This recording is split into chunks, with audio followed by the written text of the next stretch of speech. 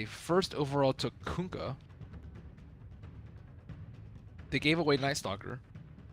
And clearly they were not that good with, not amazing with Night Stalker. There were a lot of deaths coming out from them, and they weren't actually able to get the jump in a lot of team fights because of like doppelganger. So they actually drafted very well around the Night Stalker.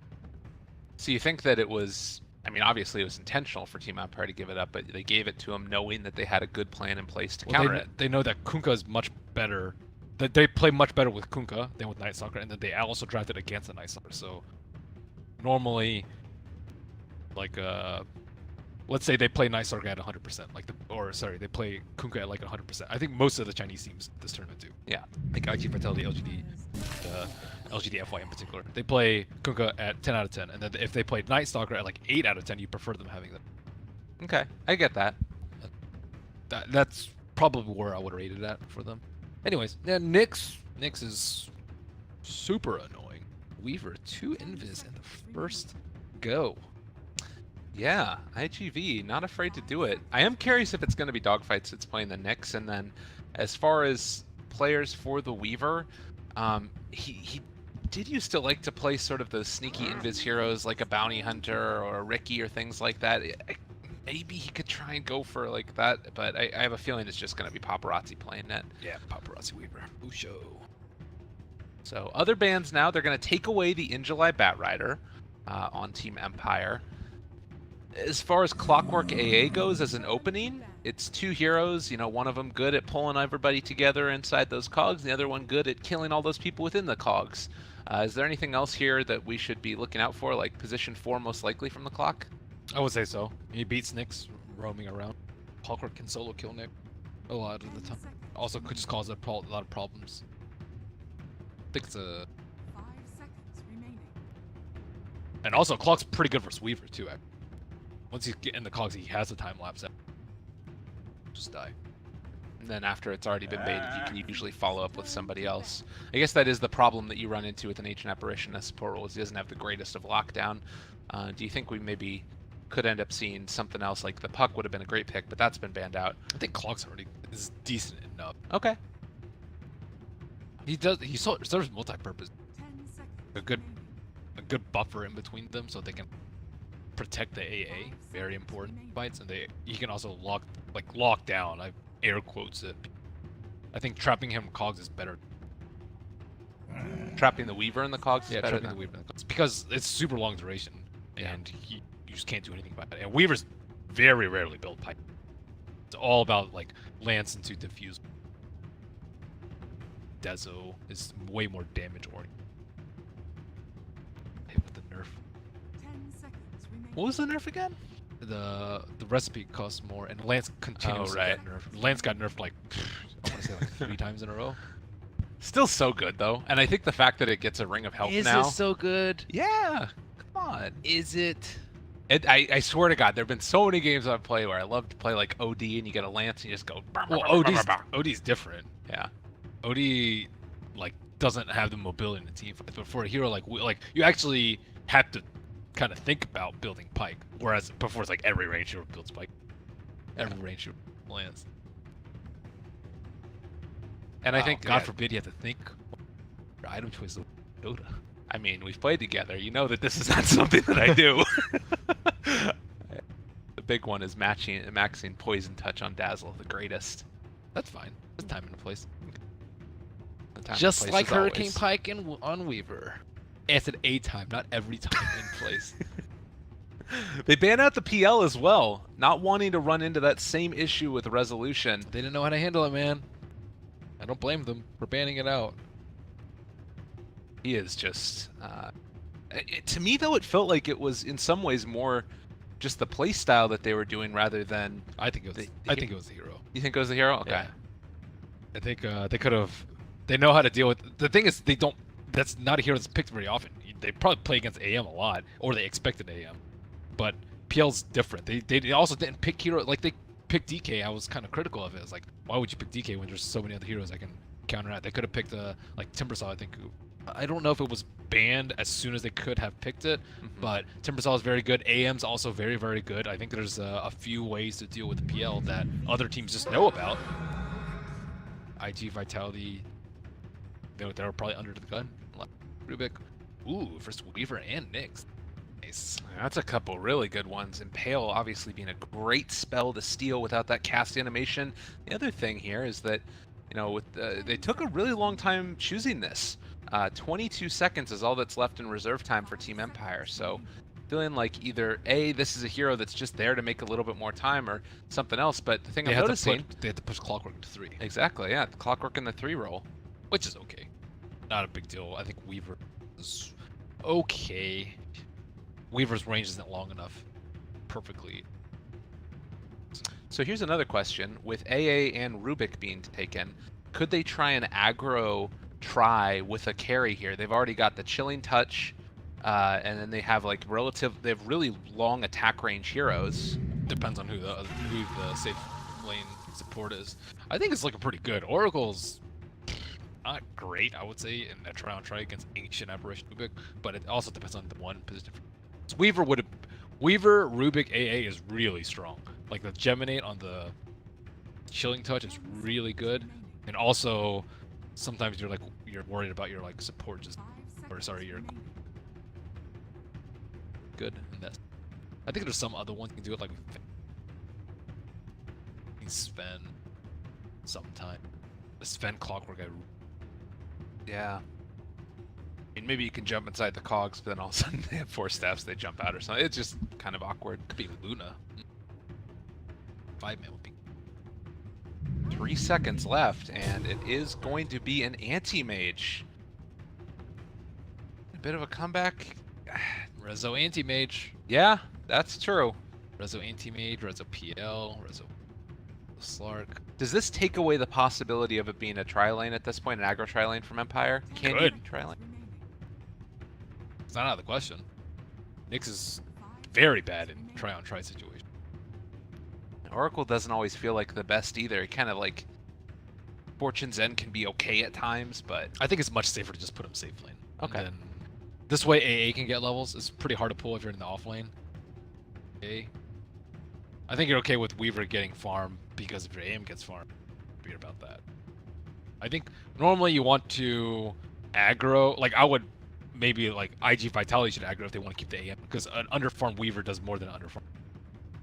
And it's also harder for an AM farm in the early. Weaver, you know, he's very unlikely. But I don't think though. I don't think either. okay. Ooh, and a Paparazzi most likely going to be playing the Invoker. For anybody that doesn't know this from the DAC times and previously as well, when they play Invoker, it tends to be a lane switch between him and Sakata. So we might see him, unless Sakata's been practicing Invoker a lot, which I'm not sure if that's the case or not. But do you like this pick? It tends to take a lot of time to come online. Reverse Anti-Mage?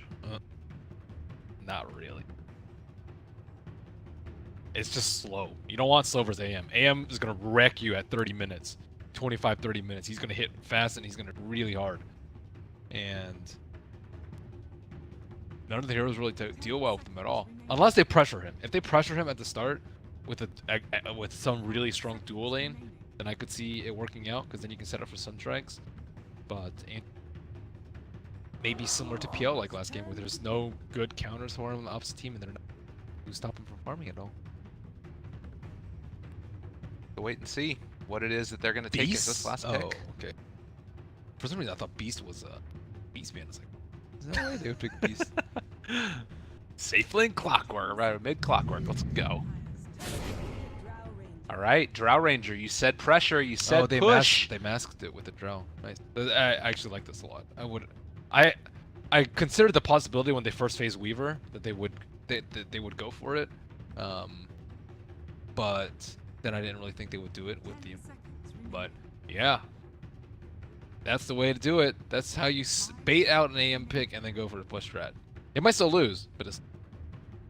All right. So then, as far as like lanes and everything else goes, a Viper taken is the last for Empire. I don't actually think Viper's that great for Viper Drow strats.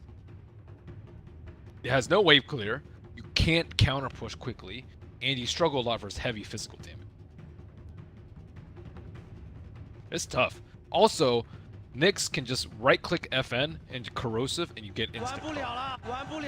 Or you can just cast anything on him, and then you get just like massive amounts of stun. Viper versus Nyx is incredibly annoying. So a tough match is ahead is what you're telling me you're thinking you're going to see for Empire. What is that Rubik set? Darkana? It looks Blockchain? alien.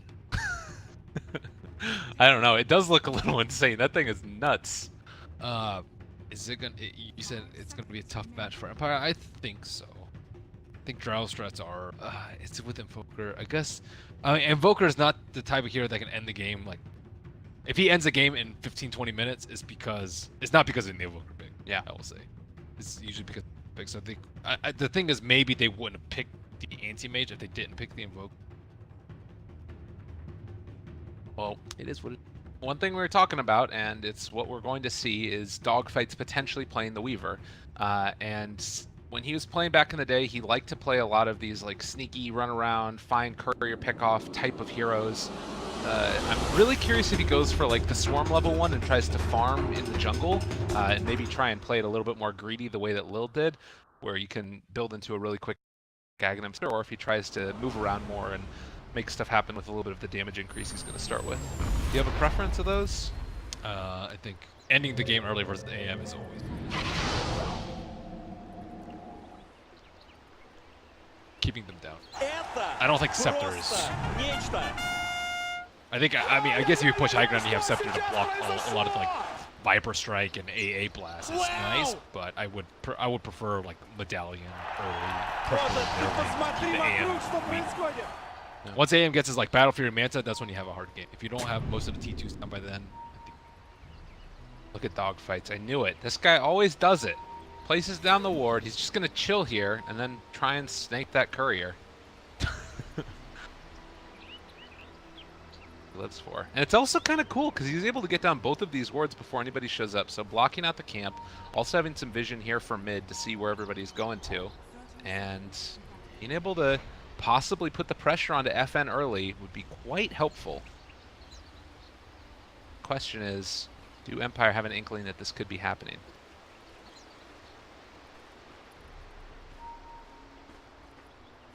I don't think so. I don't know. Dogfights is pretty well known for that. Yeah. The thing is, he can kill it from either side, though. He's a super mobile hero, so he's not gonna have like if they skirt it around to the right side, he's not gonna have. So let's see. You mentioned the swap between Kata, July Nyx, Synderen absolutely despises up. All right. Does he have a reason in particular, or just, you know, He he's said a he hater? loses most matchups 1-on-1, 1-on-2, and most of the time you're just scouting at 6, in which case, to quote him, near word for All right. Fair enough. Oh, and here it comes. Courier moving out with the salve, and dogfights. Hits it once, hits it twice. A little bit of gold for everybody, and no salve for poor little FN. That's really bad, because you want your Viper to pressure your Invoker, but right now I think Dogfights can just go mid, right-click FN. He might actually die if he gets 2. But, you know, with HP now. That half HP with... Oh, it feels bad. Injuly is pulling the creep wave past and trying to, you know, get a little bit of farm here for himself. Meanwhile, the Clockwork off to the side was able to mess around and contest for the pull. He is going to be able to pull these creeps past, it looks like, as well. Didn't get the... Rubik, Roger, trying to pull himself a dogfight. This is actually going to work out, though. He's instead going to come in mid and mess around a little bit. They pull back the Invoker, dealing some damage. They have a Sentry Ward down as well. Is Paparazzi already going to take enough damage to fall? Looks like he will be able to live through that, and with the Courier bringing out some tangos, heal up ever so slowly. Dogfights hanging around. Is he going to be able to get 2 rune? Look. be able to steal at least bounty on the left side. And this is the nice part about playing these heroes is you can, you know, start to move around and get Maposhka. yourself those bounties. Oh, I thought he might be going. He could actually go for a kill on mid. The wave is pushing in. Maposhka actually looks like he's chicken instead. Oh, wait. I mean, he's doesn't have Chilling Touch for another 8 seconds, but the creep wave is going to be pushing under tower now, and a little bit of damage being dealt. Paparazzi, no points in Wex means that it's going to be tough, although FN tanking the tower. He's going to end up falling instead. First blood drawn by Paparazzi, turns to fight and takes another. Oh, damn! 11 HP showing off. Ooh, that creep wave was in the worst position possible. So close to the tower that you think he's actually going to tank it, so you get baited in. He got baited in by his creep right there. That was so sick. Oh, man. Whose creep side are you on? Away with what? He was 8 HP? Yeah, it was low. Yeah, Invoker's supposed to have a bad start, but then you kill the chicken and then you get a double kill. There goes that. Hello, 7-minute Midas. Yeah, and I mean, it's He went for a stick? He's Risk Viper. What? I don't know. I'm not sure. He probably just bought items, like he had the stat items and he just wanted to buy cheap items because he thought he was going to die. That's violent reasoning. I mean, it's good later on. Oh, actually, Pushing it. bottom lane there. They're able to find a kill on it in July, and Resolution just going to salve up afterwards. Sinnerin wasn't wrong. He knew what he was talking about, at least there. Ghostic in the meantime has been able to get inside with Super and the Sunstrike to try and turn it. IGV keeping their buddies alive, and a Paparazzi on this Invoker, showing why he was well known for it. As bottom lane, they've been able to find Maposhka yet again. So in July, showing up with a little bit of help from the support Weaver. Maybe Nyx Assassin is good if you have a support Weaver. Rezo. Spiked. Pale onto 2. Dealing damage to Roger. He's in some more trouble. Dogfights making it all happen. 5-1 start. IG Vitality striking back in a big way, but Dogfights might end up dying for it, so they do trade kills. That move.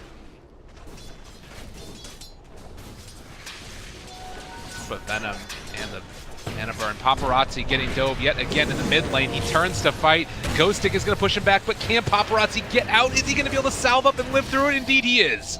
And instead, when they gank Paparazzi, they do not take into account that tower damage. Living again. That clockwork cogs put Paparazzi so far away from the Viper. And he still doesn't have any points in Wex. And like, it's going to be the Shrine now as well, so he's going to be back up to almost full mana. He's been playing a fabulous Invoker, and this is the scary part. All this Drow Aura coming online and him having a decent beginning.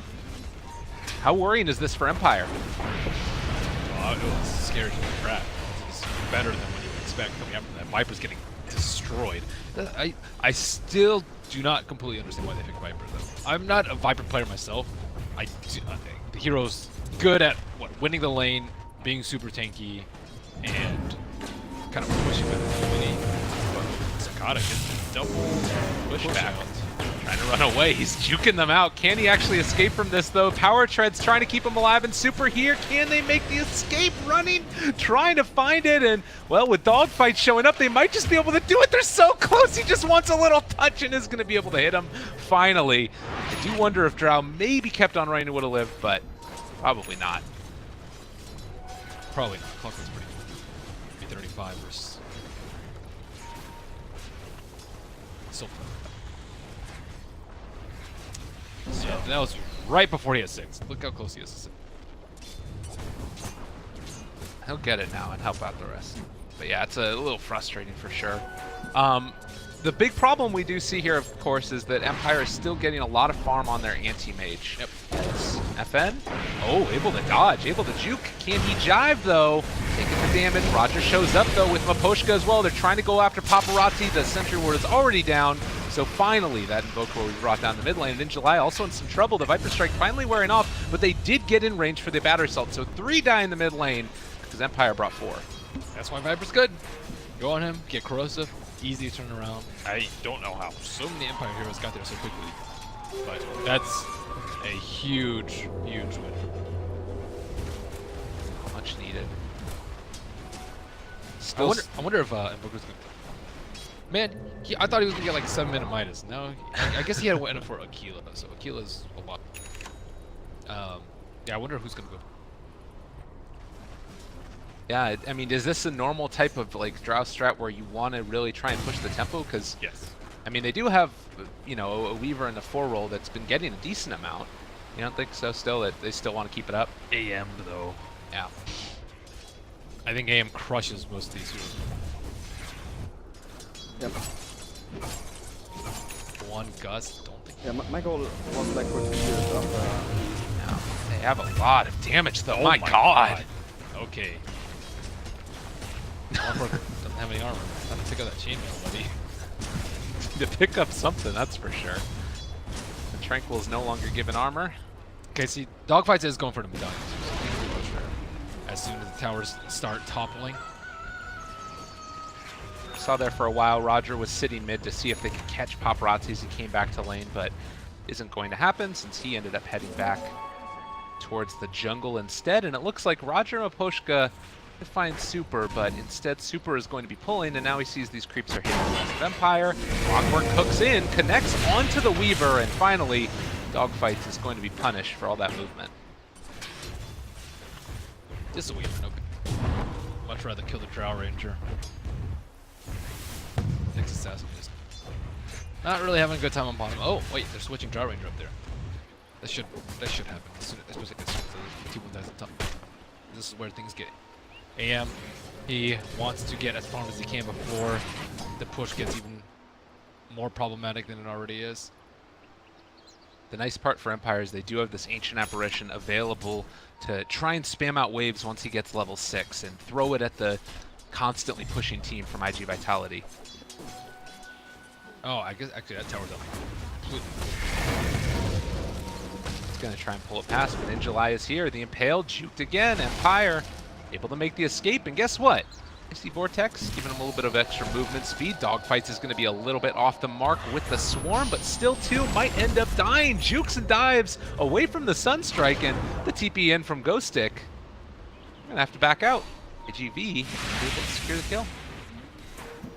Uh-oh. Good big TP in. They're slowing them down so much. That AA just saved that tower, and look, AM's actually going to get a tower in response. Oh my god, Empire doing it. They're making the plays happen. Ghost Stick actually pushes everybody out and is going to hook shot to Dogfights. Might end up killing him as well. Dogfights, where are you going? Oh, 12 HP is going to live. And now Roger forces them back. There are 4 heroes here for IGV, and they just can't push this tower.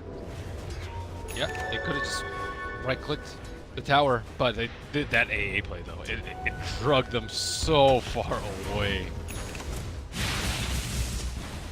And Rubik as well. Like, they can't really wrap around with these heroes super effectively. Dogfights and Super, they're really scared to walk up high ground with good reason, because Ghost Stick is starting to run them down now, but they're all going to be grouped up together. Can they kill them off in time? No, they're still going to be able to find a kill coming in and just barely keeping Super alive. It's a trade of the Ghost Stick clock for Dogfights Weaver, and still this tower stands while Resolution is pushing top. He get that tower. Drow aura. Oh, yeah. I'm surprised. I mean, Viper was sparked there. Nice one, Papa. Still able to do it. So 11 minutes in, IGV with a pretty substantial lead in terms of gold, 3,000 because of the towers they've taken. What is the like item that, you know, Resolution getting into is going to sort of make the difference with? Man. Okay. Battlefield Manta, then you can start fighting well. With just Battlefield, you'll just skip. Shot in. They found Drow and pushed back the other 2 supports. Well done. Gus doesn't hit onto anybody, but it does look like Drow going to be brought low. Can she get out? No is the answer. So they lose the Drow Ranger. Dogfight's forced to fight back, and now the AA Blast is going to connect onto Super. Well played by Maposhka. Sunstrike finding the kill. Not quite. It's out. That Stolen Swarm 2 really hurt them. Woof! Ghost Stick threaded the needle there. can't believe he actually found the Drow Ranger. It's crazy good. And that tower still doesn't even... I still want to say that Mposhko with those plays on the ball, like has completely salvaged this game. It could easily be like a 7,000 net worth lead, I would say, for IG Vitality. You just kill the AA down there, take the tower immediately after, and then proceed into Roche. They could be doing Roche right now. Well, this is a pretty good thing to be doing as well. Yep, that's nice. Killing him off, and the initiation came from Sakata with the 3 points up in Gust, actually. So much more emphasis on trying to put that silence out on them and make sure that you can't get any counter kills. Still waiting to see where it is that these heroes go next for IGV. It almost feels as if they're like missing out on timing, but I guess the other thing is that Paparazzi has been given a ton of space to farm for himself and is going to have a Force Staff already online. Force, a little bit different. Clock. It's like Drow Ranger's going for Pike first. It's gonna slow down their timing though. Like having to go for a finish of Hurricane Pike instead of going for a Yasha, like slows down your entire team. I would have preferred actually go, I think, 1-4. And then rely on Roche to tank like a clockwork push. You just accept it. I mean, ideally you don't get hit. You have ways to Deal with it, guys. It really does feel like they don't really care that much about... I mean, I guess that they do care, but they're not like a huge emphasis placed on finishing off all the towers or going to the other ones. They're more focused on like getting into those items for Paparazzi. Like you can see that, you know, Sakata actually ends up getting caught in the jungle, and he's going to be able to push one back, but Resolution is still on the chase. The A-Blast coming in. They do manage to drop the heal, but I don't think they got it out in time. Ghost Stick, a good amount of damage. Does Sakata heal up enough to live through this? Just barely. Man, that was close. That's pretty close. So there's that interesting dynamic as well with the False Promise and the Ancient Apparition Ice Blast. You can wait a second afterwards, then more often than not, you'll still get the, or you will always get the heal off of False Promise. Yep, he wasn't able to. But at least he... Still pretty good move from Empire. They're able to put pressure on before ATPG Battle Fury. 15-minute Battle Fury, definitely good timing for him. So. Yeah, man. He's having himself a good time. Kata, +5 to all stats, trying to stay tanky. Almost at the pike for him. Empire, the ones making sure that FN has a good time too. They're just always about making sure he's happy. Oh, Ghost Stick, found another one. Gust him away. Gonna heal some more. It's just like sort of being a pest, constantly jumping in there and hitting them and then running away. Just there to buy time for Rezo. And he's doing a good job of it. Rezo is actually up on the cliff right now. He's being scouted by In July. Are they actually gonna find this kill? Looking for it. The Impale. Oh, it's off the mark. Oh, don't worry, nobody saw, I'm sure. Not sure if that would... That was a difficult Sunstrike to hit, not hit. Yeah. Resolution, Battle Fury is there for him, so the farming can continue. IGB, the tier 1 tower bottom, still standing, and it doesn't feel like there's a concerted effort to make sure it gets taken down. It doesn't really feel like IGV are sort of more content farming. Do you think this is a mistake? Is this... It's not really a mistake. They just don't really have a good play now that they botched the T1 bottom. FN was just sitting there with the roof behind. And he has the 175 health from level 10. So just look at the sports. Literally just sitting right behind Roger is. Wow, and instead it's Empire the ones going as 4 towards mid. Viper's a very good 4-man hero. Yeah. God, they've got so many creeps. Bottom lane is going to be taken by Paparazzi, but in the meantime, all of his damage being dealt. They were able to find a kill, actually. Over to the side, they took down Resolution. He ended up getting rooted there by the Ancients, and they're also going to take down the Oracle. Empire do. In July, bursted him down, and then Oracle was able to... he Purifying Flames from the low ground, and I think he actually did need it. Okay. So he was out of his influence. Dogfight is going to get found again. He's just skittering around here. We'll have another Sakuchi to try and make the escape. Dust ends up hitting. Now Rubik has stolen Sakuchi. Could chase here if they want to. They have the Icy Vortex to slow him down a little bit, but I do think the Dogfights gets out of this one. Rubik has Sakuchi. Best spell to steal. Actually, Impale's pretty good too. Sakuchi, I think, is number 1. Number 1. FN, it's just been left. He is Pike himself. Pike on Pike on Pike on Pike. We're by the Pike Place Market. They're buying pikes. It's all happening. Isn't Pike like a type of fish too? Yeah. It's sort of like an Can you eat eel. it? Sure. You can eat You pikes. can eat anything. You can eat pikes with a pike. Yeah, you can pike it. Pike cat. Pike. He's hurricane piking the Forge Spirit. I haven't seen that before, but want to make sure that he. Show me boss. Like, they need to take Roche out soon. This is a slow Drow lineup that they aren't able to take Roche 18 minutes. But AM's getting there, dude. Paparazzi is going to be found. The Ice Blast coming through. I do believe he is dead. A tornado up. Going to just lift him up in the air before he falls down himself. GV. It's acceptable. He lost 300 gold, but he had already completed. Is that what they've been waiting for this whole time? Like, otherwise it's just sort of a 3-spell Invoker. Does this change things? Oh, Roger. Oh, well played. The Force Staff's going to keep him alive for the moment.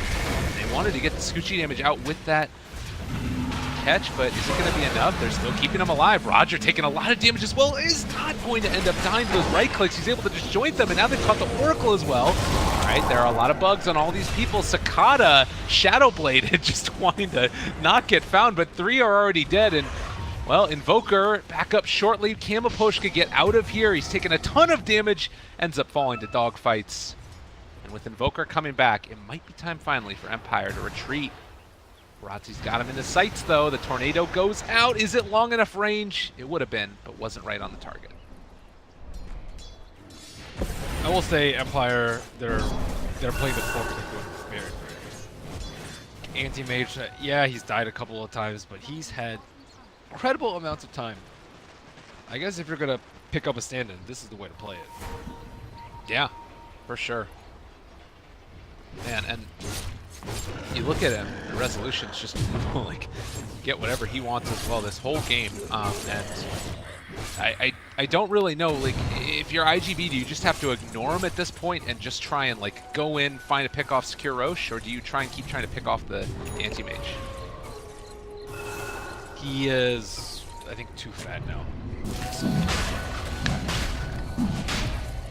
They're gonna try and sneak Roche, and they have the bug on him. They have the disarm as well coming from Super, and they are going to not get scouted. It looks like this one should be a freebie, as In July will die, making space for the rest of his team. I think Invoker would probably be a better. I think they're going to have to rely on him a lot. So they weren't able to play this like a typical Drow strat. Failed push on T1 bottom. They have the Invoker in mid instead of like a right clicker. Paired with Drow Ranger, sometimes OD. But with Invoker, your playstyle completely changes because you have to wait until 20. But on the other side, you have AM, who is also generally, I would say, is a lot more explosive than the Rezo. Just about 600, 700 gold away from that Manta style. I think you can join the fights and ban avoid the win fights. I think they're farmed enough now, or rather, yeah. We do also have the Midas that's been picked up for Nyx Assassin, so it is very much just aimed at that late game. Try and find pickoffs where they can with Nyx, Vendetta, and then a Sunstrike from Paparazzi. Maybe a little bit of help from Dogfights. Actually, Empire all staying up on the high ground. They just want to find a pickoff onto that Weaver. as he is only 1,700 gold away from Aghanim Scepter. Plan B. 1,300 HP right now on this anti-mage. They are moving in, and they do now hit on that scan. Roger immediately going to back off, but they have sights on Resolution. It's a really hard pick-off, though. Oh, he ended up getting revealed right away. Didn't get the Vendetta damage out. It wouldn't have been enough anyways, but it will still escape Tornado. It's actually going to clip him. They're able to find him for the moment, but can they follow it up with anything? No. Looks like the answer will not be anything. And now off to the side, it's going to be a lift back. They actually are able to pull that Drow Ranger down as she tried to force Staff away. Might still be enough damage. Super being controlled and taken down by FN, and Sakata trying to get his way out of there, but it's going to be the Aegis expiring, and now FN, Cold Snap, taking a lot of this damage. Resolution can't pop in to help out. So the 5-man from IGV ends up working out. Yeah, how are they able to bring in everyone so quickly? In July was just top. Yeah, I don't know. Well, Super in the right place at the right time, just sitting there backing up his Drow Ranger. They did pop the Aegis, but here they go with the timing of the push. Manta Battle Freight doesn't look like it's gonna be enough. Wow, and immediate buyback from the Viper as soon as they get ready to push high ground. So IGV content with that for the moment. And Resolution forced to go back to the farming grind. I say forced, he's probably having a great time. Yeah, a lot of time as I am, that's great. It's a smile on your face, buddy. Does any teammate ever smile? I don't think so. He usually has his mouth covered. He just talks shit about Magic. Yeah. Doesn't even, he's just there, he's like the ultimate type of asshole. He doesn't even take any pleasure from it. He's just there to make other people miserable. Yeah. It's like You Naga like- Siren. You like playing Naga Siren, though. I do, but yeah, that makes me happy. I'm the other kind of asshole. The one that takes pleasure from that. Light. Is he going to be caught? Nope. And then it's stolen by Rubik now, trying to get out, and he is going to get a Spike Carapace. Stun on the 2, but nothing really doing. The rest of IGV should back out. They spot Roger. Okay. Well, that's not good. He's dead. Vendetta gone. Core for support. Actually, Rubik's net worth is higher than Nixon's. Who's the real core? We're seeing that other game. The App Store was playing on it and just went completely insane with his farm levels as well. I'd say that they're doing a pretty good job on Team Empire with the Rubik. Oh, there's a Scepter! They got it done? Oh man, 16-second cooldown. Now Oracle breathe a sigh of relief. It's on his shoulders. Now that someone else goes. Actually, what's actually going to happen is both of them are going to cast a spell on the same target. More stressed out. Yeah, that's always a possibility. Requires a good amount of teamwork. I don't know if I've seen IGB play the Weaver in the support role all that often, but it's worked out really well for them, I would say. They're 7,000 net worth up, and now they're making this big smoke gank movement, and it looks like they will run into FN on the Viper. Uh-oh. Doesn't even have Hurricane Pike up. This is a super dead hero. Tail comes out, right clicks there, save the kill for the Sunstrike. Not really. Sakata's just going to take it.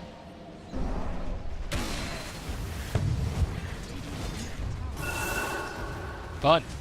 That's a... Oh, wait, yeah, he doesn't have buyback. Time to push high ground. 40 seconds, and the best thing they could do right now is just cogs to try and keep them back, but I don't even know if that's super possible. Rubik did steal Forward Spirit, which is quite good. Tornado trying to find somebody, fishing, but didn't connect. Is Resolution going to get a courier kill? That's random.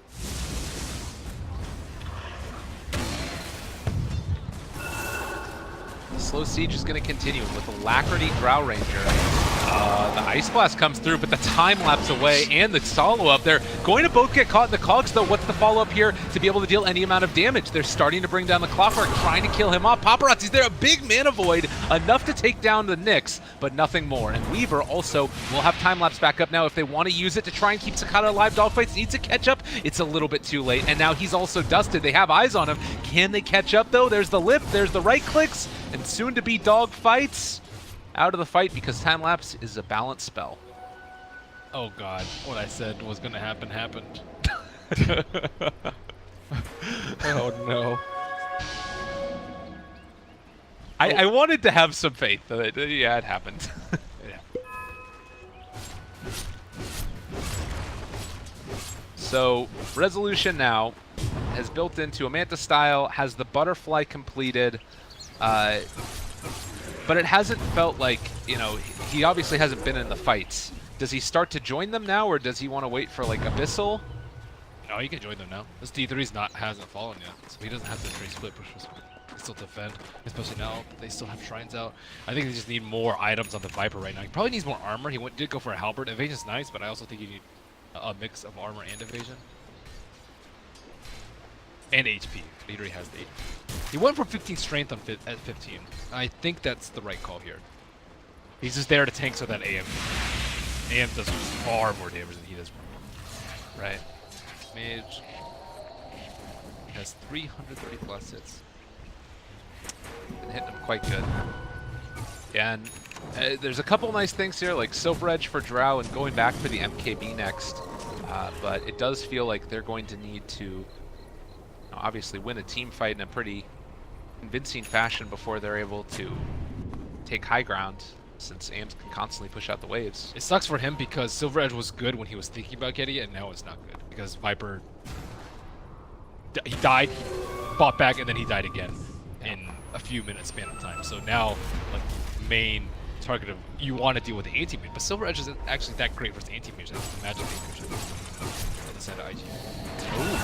Paparazzi TP's into everybody and actually is just going to be able to walk out. They're able to dodge away from a couple of those spells. The stuns come out. Clockwork lifted up in the air. Meanwhile, Resolution trying to bring down Angelai. Can take him out if he wants to. The Mana Void comes, but Ghostic pushes back too with the cogs as well. Steals the Meteor, throws it back at him. Able to force staff away both of these cores, still staying alive for the moment. Paparazzi, is he going to be able to make an escape? He does have Cold Snap as well. He's going to use it onto Rezo to force him back again. So they only lose the Nyx Assassin, and well, also now going to lose the Clockwork. I think they changed this that you can't actually carapace the corrosive anymore. It looked like he tried to do that. I don't know when they changed it. Yeah. So final tally is a 1-for-1 exchange between the two offlaners, but maybe a little bit worrying that the Invoker can just run into everybody and not have to worry about getting brought down. Paparazzi playing it quite well with that Linken's. Skin's damage has the no reflect. I don't know what that Okay. Means it's to prevent infinite damage. Oh, okay. Oh, okay. So I don't know when they changed that, but it used to be like Morphling was sometimes pick versus Viper. You would replicate the Viper, and they would just corrosive skin each other in turn. Right. That was super. So I guess they changed it.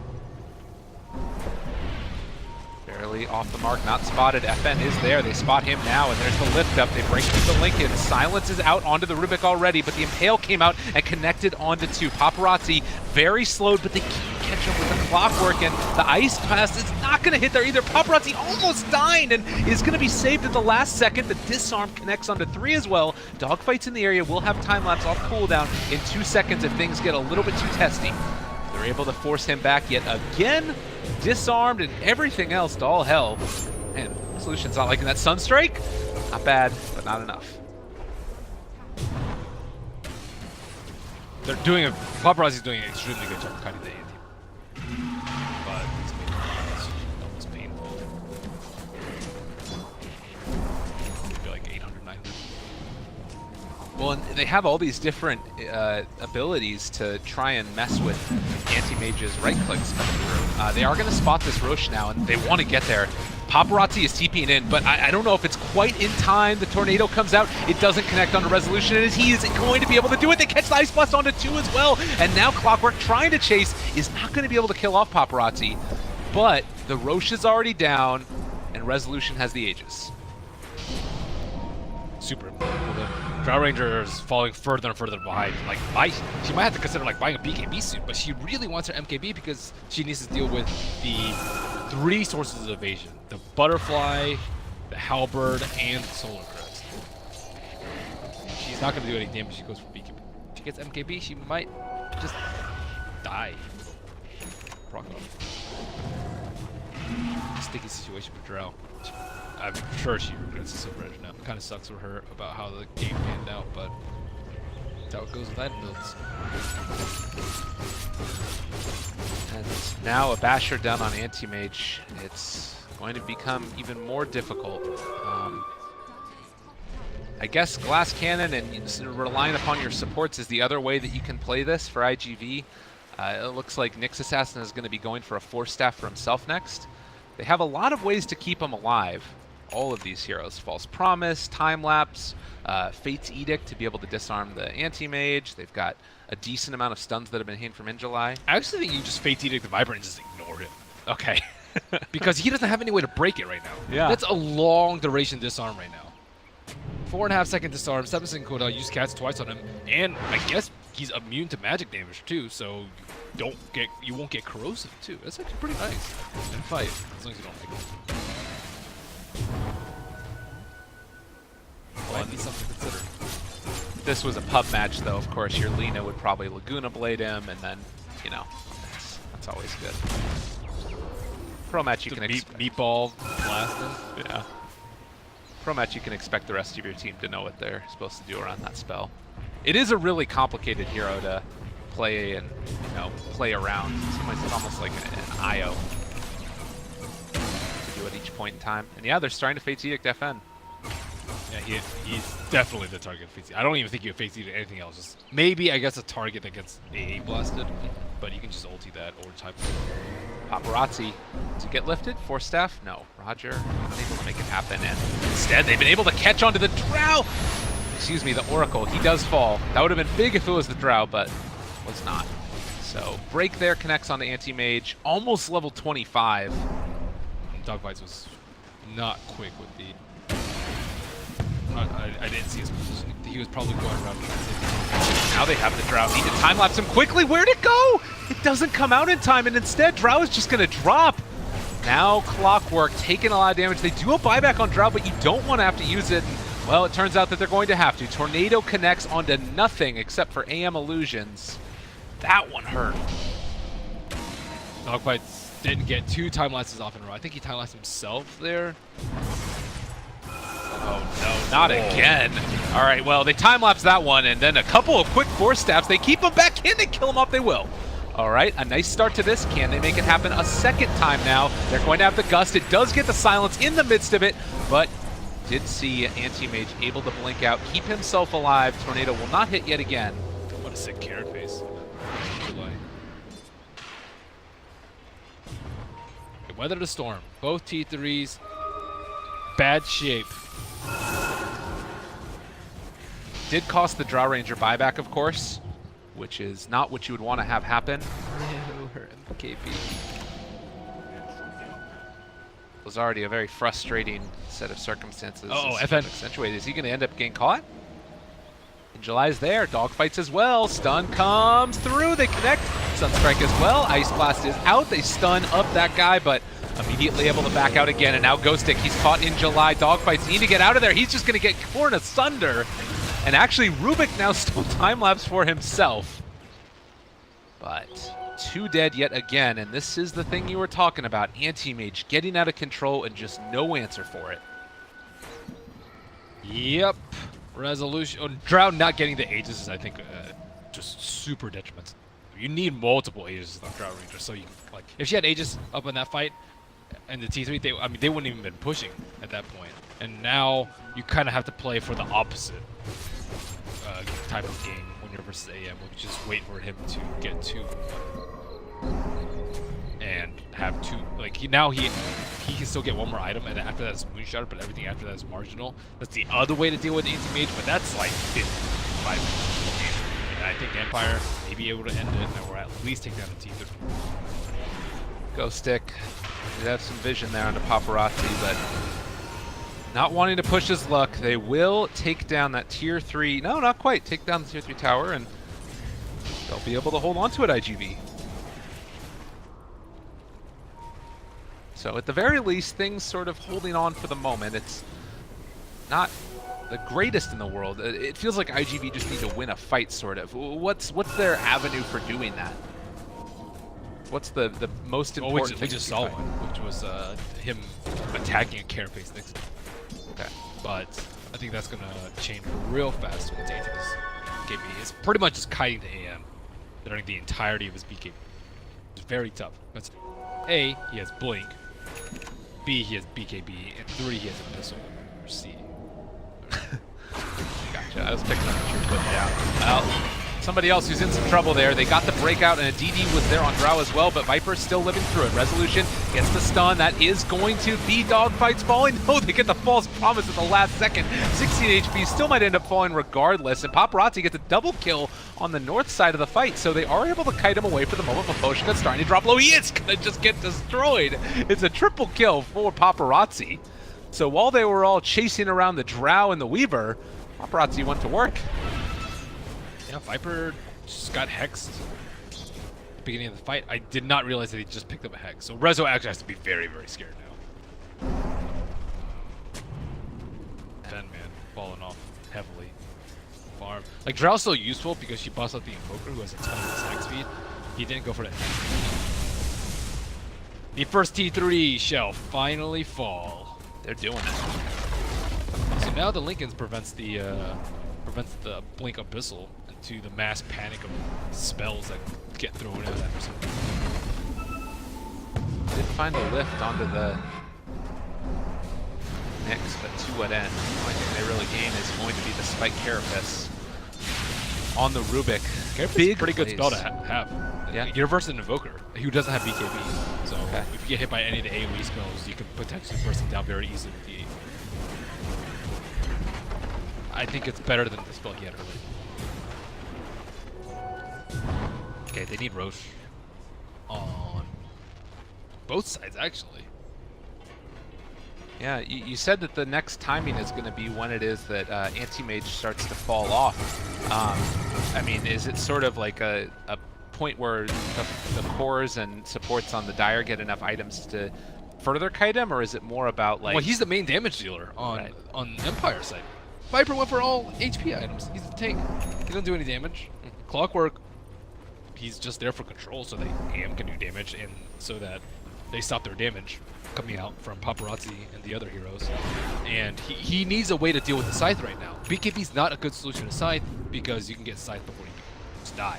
So they need like Lotus to work with the other heroes so that he can pop his BKB out of Scythe. There's these chain of events that need to happen, but Resolution's the only one that has a lot of farm. Or the IT Vitality, you have Nick Sesson who's had a Midas for a very long time. He's pretty low on net worth, but 10, 20 minutes on down the road, he's going to have Scepter and all these other annoying items that just is going to make life incredibly difficult for him.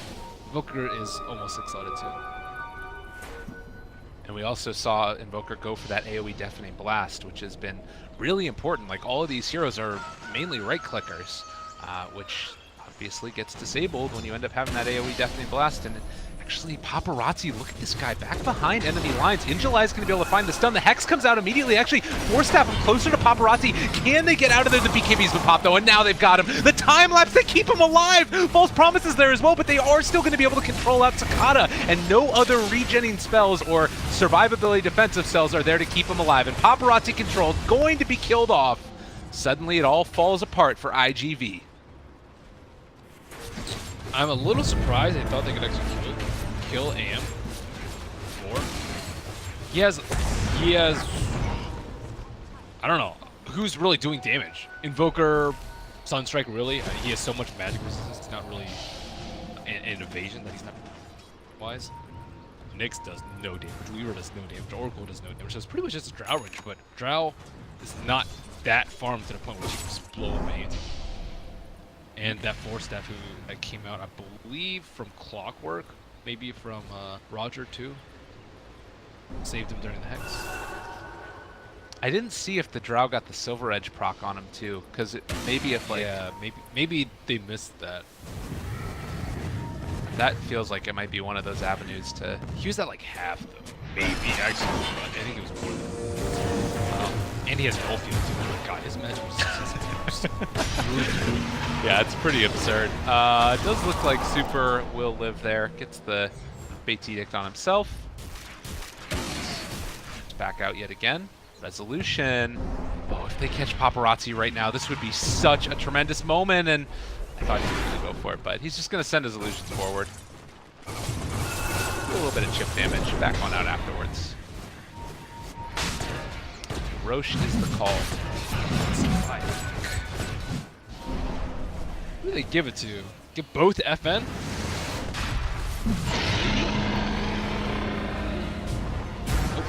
Alright, just for Rezo. Still the most important hero in the game. No blink cooldown for him. Flip it. Butterfly around. Oh yeah, he took the attack speed talent. I've been seeing a lot more of the blink cooldown, but Apparently Miracle does the attack speed, so a lot of enhance and follow suit. it's funny the way that goes.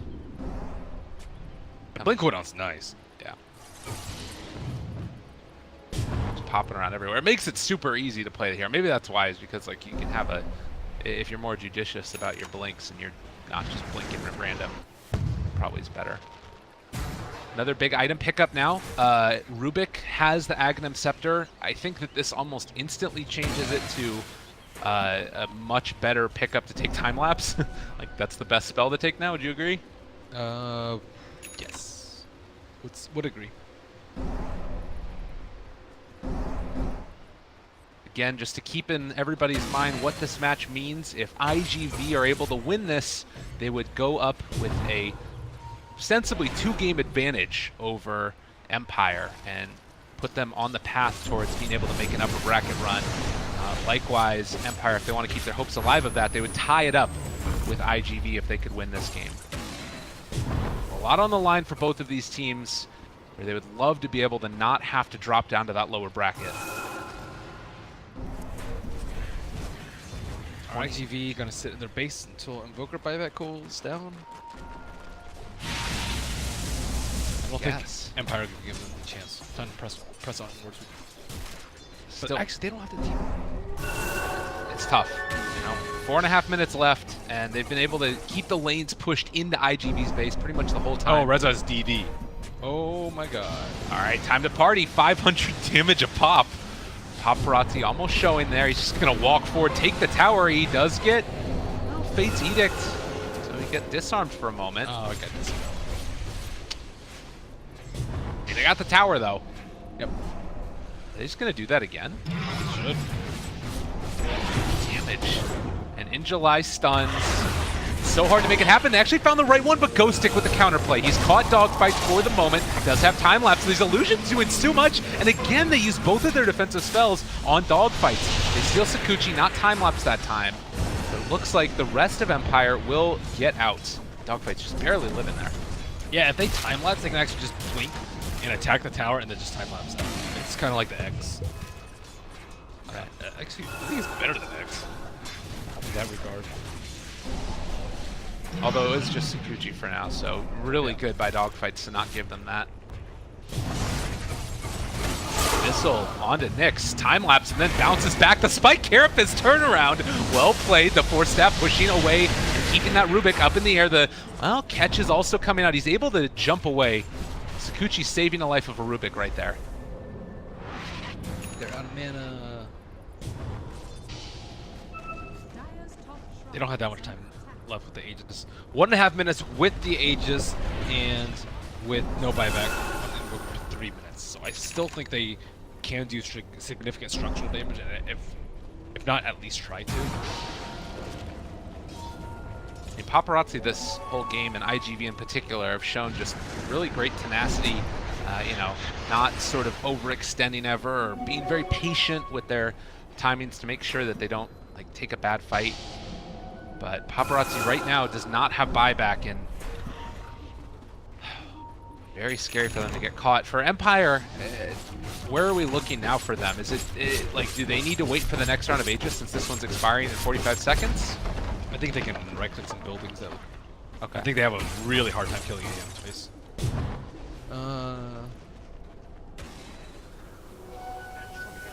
Looks like Dogfight is up on top lane. Remember, X is there. Sunstrike off the mark. Cold Snap as well. Resolution going to Manta. Back out.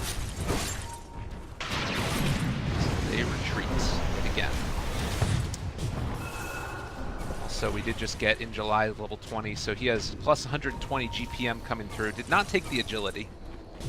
He's going for F? Later on. Yeah, that agility is kind of cool. I guess they're thinking this game's gonna last a while longer. I was surprised he didn't go for something though. Stunned the anti-mage who didn't have his BKB on for a very long time. He did have the Aegis. That's a good time to kill Rezo. Many items, juggling all these things in the backpack. I mean, this is the point too, like 4,200 gold on him. You can maybe start to pool a little bit of that into FN, give him a moon shard or something else. He has a halberd, so other ways to deal with Sakata, right-clicking all of them. Yeah, what's the play now? Anti-mage is like 8 slotted. I think it's giving Clockwork moon shards time. Maybe. So. I like the animation of Clockwork right click. Go all smooth with the shovel hit. Okay, they mess with So yeah, this is where the game starts to get really clunky. Because anti-mage is not getting any stronger, so him farming is not particularly useful for their team. By the end of the game, here's the real question. Is Resolution going to have double the net worth of the next highest? So he's at 41,000 right now. I think he's going to give a moonshard to someone. Oh, yeah. He has 4,000 surplus right now. I guess they can go with like an ideal double route, maybe like what Arcane DD, just link up there, BKB, and right click the tower to back off. Right. I think that's so poor for them. Because BKB's actually slow. Hex up on the top lane. They found themselves an Ancient Apparition, got caught a little bit slipping. Rubik going to back out again. Resolution is still here, has the Abyssal Blade, ready to jump if he wants to. Has been able to find onto one, but there's the Impale. It connects as well. The lift is there for Paparazzi. Gets force-tapped away. Tornado lift up. Ghostic still chasing. There's another Hex that comes out. They're able to keep Clockwork back before the Cogs come out. Now he's out of mana, getting ran down. Does he get the jump away, though? It looks like the answer is no. Another kill going. 2 down for Empire. IGB striking back. Yeah, it's gotten long enough to the point where AM actually needs other team. There's this window, like 25, 40-ish, 40, 50-ish, where AM can just completely win the game himself. Now at this point, now that IG Vitality has so many items, and like even Drow, if Drow's 6-slotted, she spreads a lot of damage out to the Weaver. Even Weaver, who was the 4, can now become like a 2.5, I would say. So like, your damage and everything is just way more spread out on the side of IG.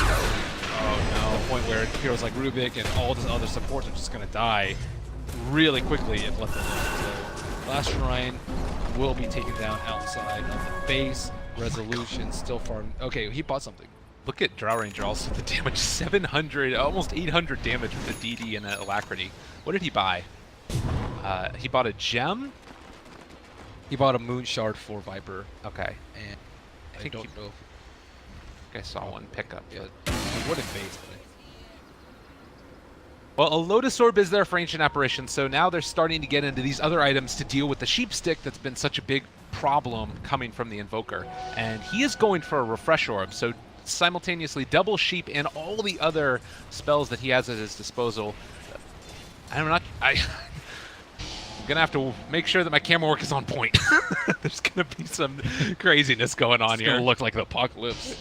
Just like hellfire raining down from the ceiling and Fire, ice, sun.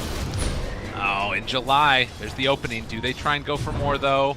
Paparazzi is still there, slowed because of the Ghost Walk. They force tap him forward. Hex is there as well with a hook shot. The counterplay is there from Ghostic. All right, they keep him back yet again. Tornado lifts up onto 2. The silence a little bit off the mark. A good ice path from far away, connected on all 4 of those heroes from IGV, and they have to back out. Painful ice blast. Now AM also has mana issues. He got EMP'd and then he couldn't actually do anything else in the fight. Problems.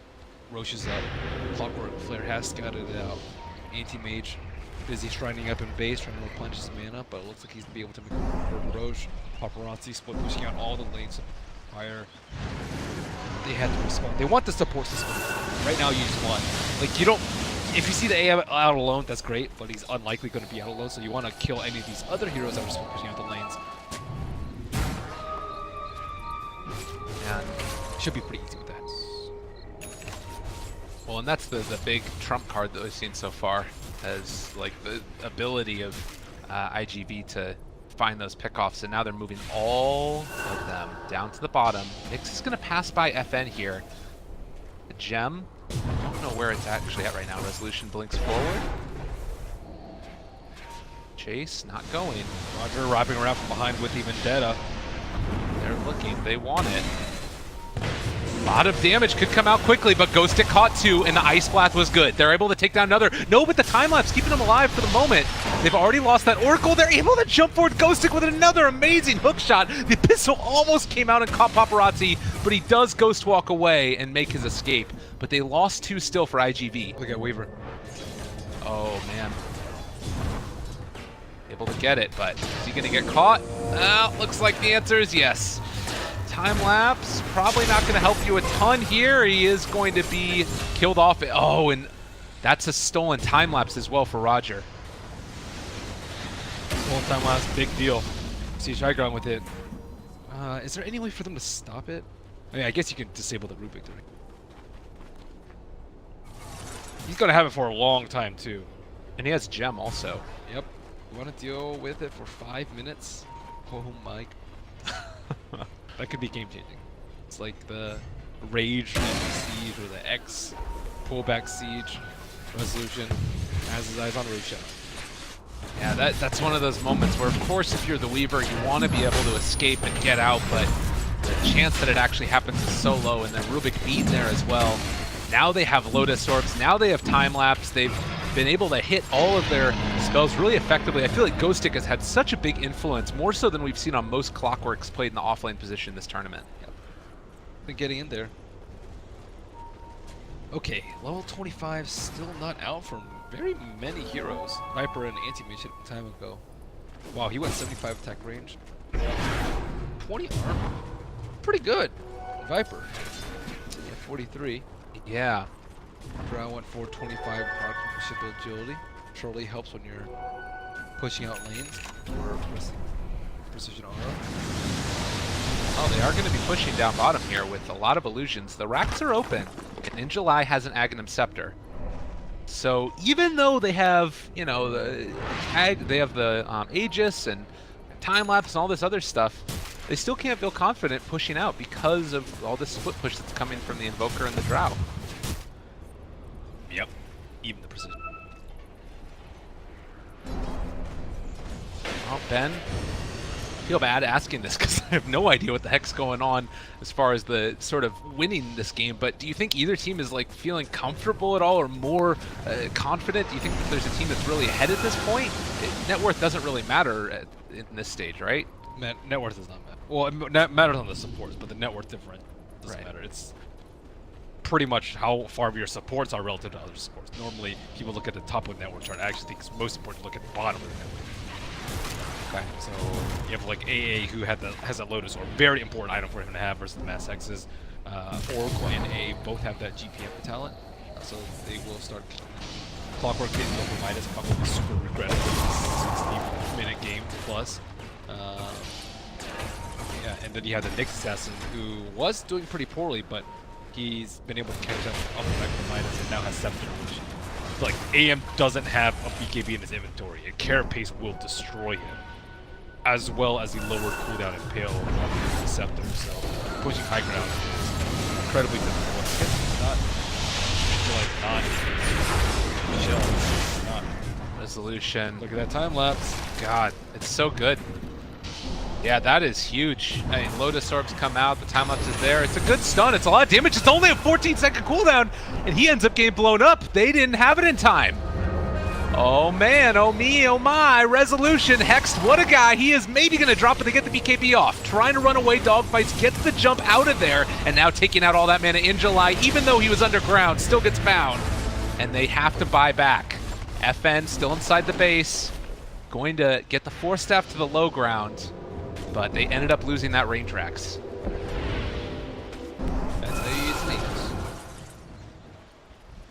these time lapses have been incredibly hard for that to cast in the fight. The Anthem is just so much damage right now that people just buy 1 second maybe. Not very much time to react. And MKB is going to be up for Viper as well. And yes, he hasn't been hitting as hard as possible, but with that item, he might start to be dealing a bit more of that damage. And I don't know, it feels like this high ground is really hard to push. How much longer is time-lapse around? It's actually not around that much longer. So they might be able to get the melee barracks out with it, and we'll just have to keep our eye on that. Yeah, I think he's going to do it. Tornado lift up. Maybe a little bit scary. That Hex does come out. He gets time-lapsed and forced to blink away, but they got what they came for. It might be at that point, if you're Weaver, you just don't even cast. Well, you have to cast it, but you just like, that should be your priority. Like, don't even cast Swarm if you're even worried about getting your time lapse. That was, I would say that is not, doesn't even go close to as clean as it would have. He said pretty emphatically, don't give him time lapse. We got to take a look now. We're 58 minutes into this game. Level 25s are starting to get more online. 20% cooldown reduction for the Rubik. Anything else that's really of importance? I guess we're a little ways away still from the Nyx Assassin one. Spike Carapace damage might be good. The 40 movement speed is also nuts. Not sure what he'd go for. Not sure. He did reflect the mana pool, but the anti-mage. So much better. Wait onto him. I guess if it's on, he has 3,000 mana. Oh my god, that would be so sick. If you could reflect it like a 3,000 damage mana void back onto anti-mage with a double carapace. Oh my god, that would be the craziest way for this game to end. Well, and so, all right, it's plus 200%, so that means it's three times the damage, 200%. right? Okay, yeah, so 9,000 damage, and then he has, what, 62% magic resistance? So it'd be 3,000 damage. That's like almost all his HP, but that's so incredibly unlikely, but still possible. All right, let's see it. We're all about the craziness here. Only one laying the barracks down. There's a tier 3 down as well, and Invoker has picked up the refresher. So time to see if Paparazzi's been practicing his combos. Oh my god, AM might hit 1,000 GPM. It's crazy. I know. 959.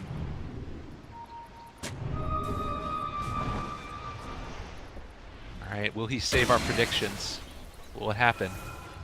Ghostic also has an Agnum Scepter. Anything else that you're seeing item-wise that really sticks out as important? Scotty AM's a little different. He's overcold. Might as well buy all the oh my god, that's a big Ice Blast. Yeah, connect onto a lot of them. Super need to retreat, and of course this is Agnum Scepter, so he can't actually... Oh wait, no, it's not. Excuse me, Poshka doesn't have that yet. 50,000 net worth right now on that anti-mage like we talked about. And the slow siege coming from Empire.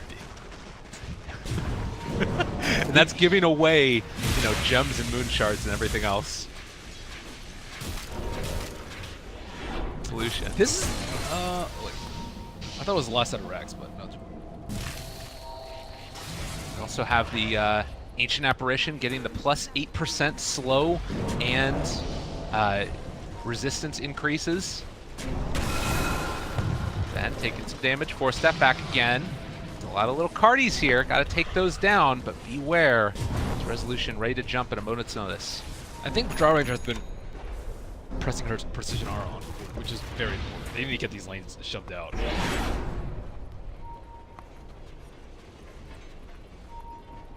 Okay, AM, you have too many items, buddy. Yeah, he's got his boots backpacked. Full backpack on his way to school. He has his beach house. He has his like beach house next to his beach house. He has mountain house, ski resort house, his island house, his island. Man could ever wish for. A blind man that cares not for magic. He's blindfolded. Does that mean he's blindfolded? I think so. Or he's just a cool guy, like Cool guys wear blindfolded now. exactly. I don't know. That one movie. I don't remember what it is, and I'm not going to try to make the analogy right now, because honestly, I feel like this game could blow up in a second, and it might just be that second. They found themselves a couple of openings. The pushback, Deafening Blast is there, but Resolution popped the BKB, found in July. Is he going to get brought down? Is he going to get clipped? He does have Spike Carapace back up soon. A second Deafening Blast. Now stealing it. That still is going to be the death of the Rubik, who stole the Deafening Blast. Gem on the ground. Over to the south, though. FN hitting the barracks, able to take the range. Is he going to be able to get out of there in time? The BKB wearing off? It's not before he gets his TP completed. So one ranged barracks down for the cost of the Clockwork's Light.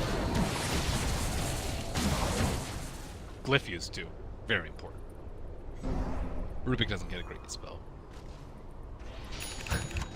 They did get that time lapse off onto the next. Super important to keep him. He's gonna be your main disabler versus the AT because you can't let absorb off his stuns. So like they're relying on Lotuses to get him out of the hex. So they need outside stuns. Cold snap. So the I guess MKB mini stun perhaps, but that's not gonna stop him from popping his DK. Paparazzi, where are you going?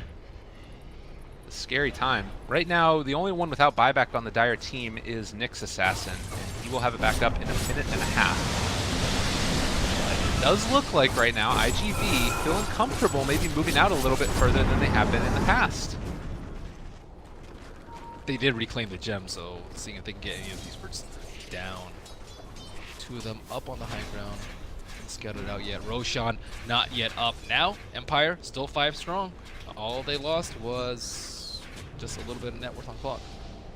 Resolution is there. They spot him. Oh, it's so hard. He's going to walk up the hill, though. They get the stun. They get the sheep. They're pushing him forward. They're taking him down. Can they kill him off, though? Yes. They got him down at least once. An Ice Path going to come through. Ghostic has caught him, but the Deafening Blast pushback in July in trouble, but not dead as of yet. Can they get here in time to time-lapse and keep him alive? They will.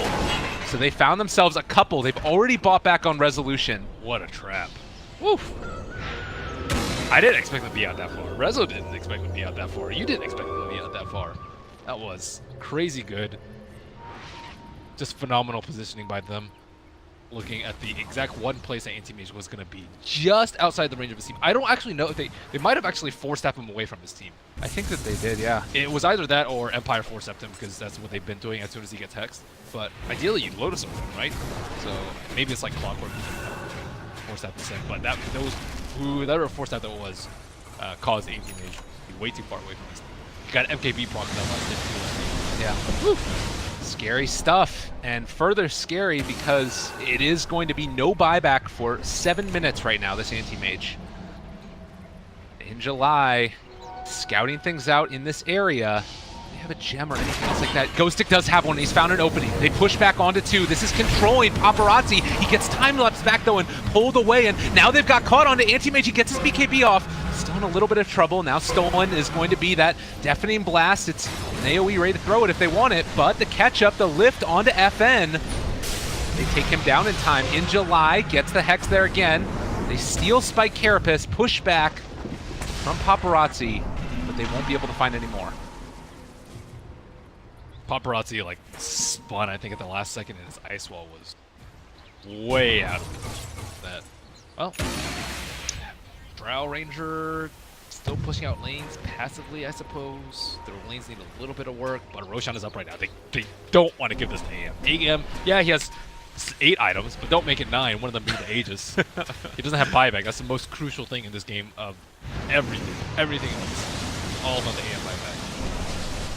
If they can find a way to steal that Roshan, it gives them such a great opening where they can play really aggressive. I don't actually think they need it. They just need to prevent Anti-Mage. Okay. Like, they need a very specific sequence of events to go down without, like, mass Lotuses and defensive force stabs coming out in order to save the Anti-Mage. And they need to be able to connect with the Hex. He has to be able to right-click, Clockwork, and hookshot in. The list goes on and on. Clockwork hookshot in onto Dogfights. Does have the heal. False Promise, keeping him alive for the moment, but he might take too much damage. Disarm 3. Can they find any more on the back of this?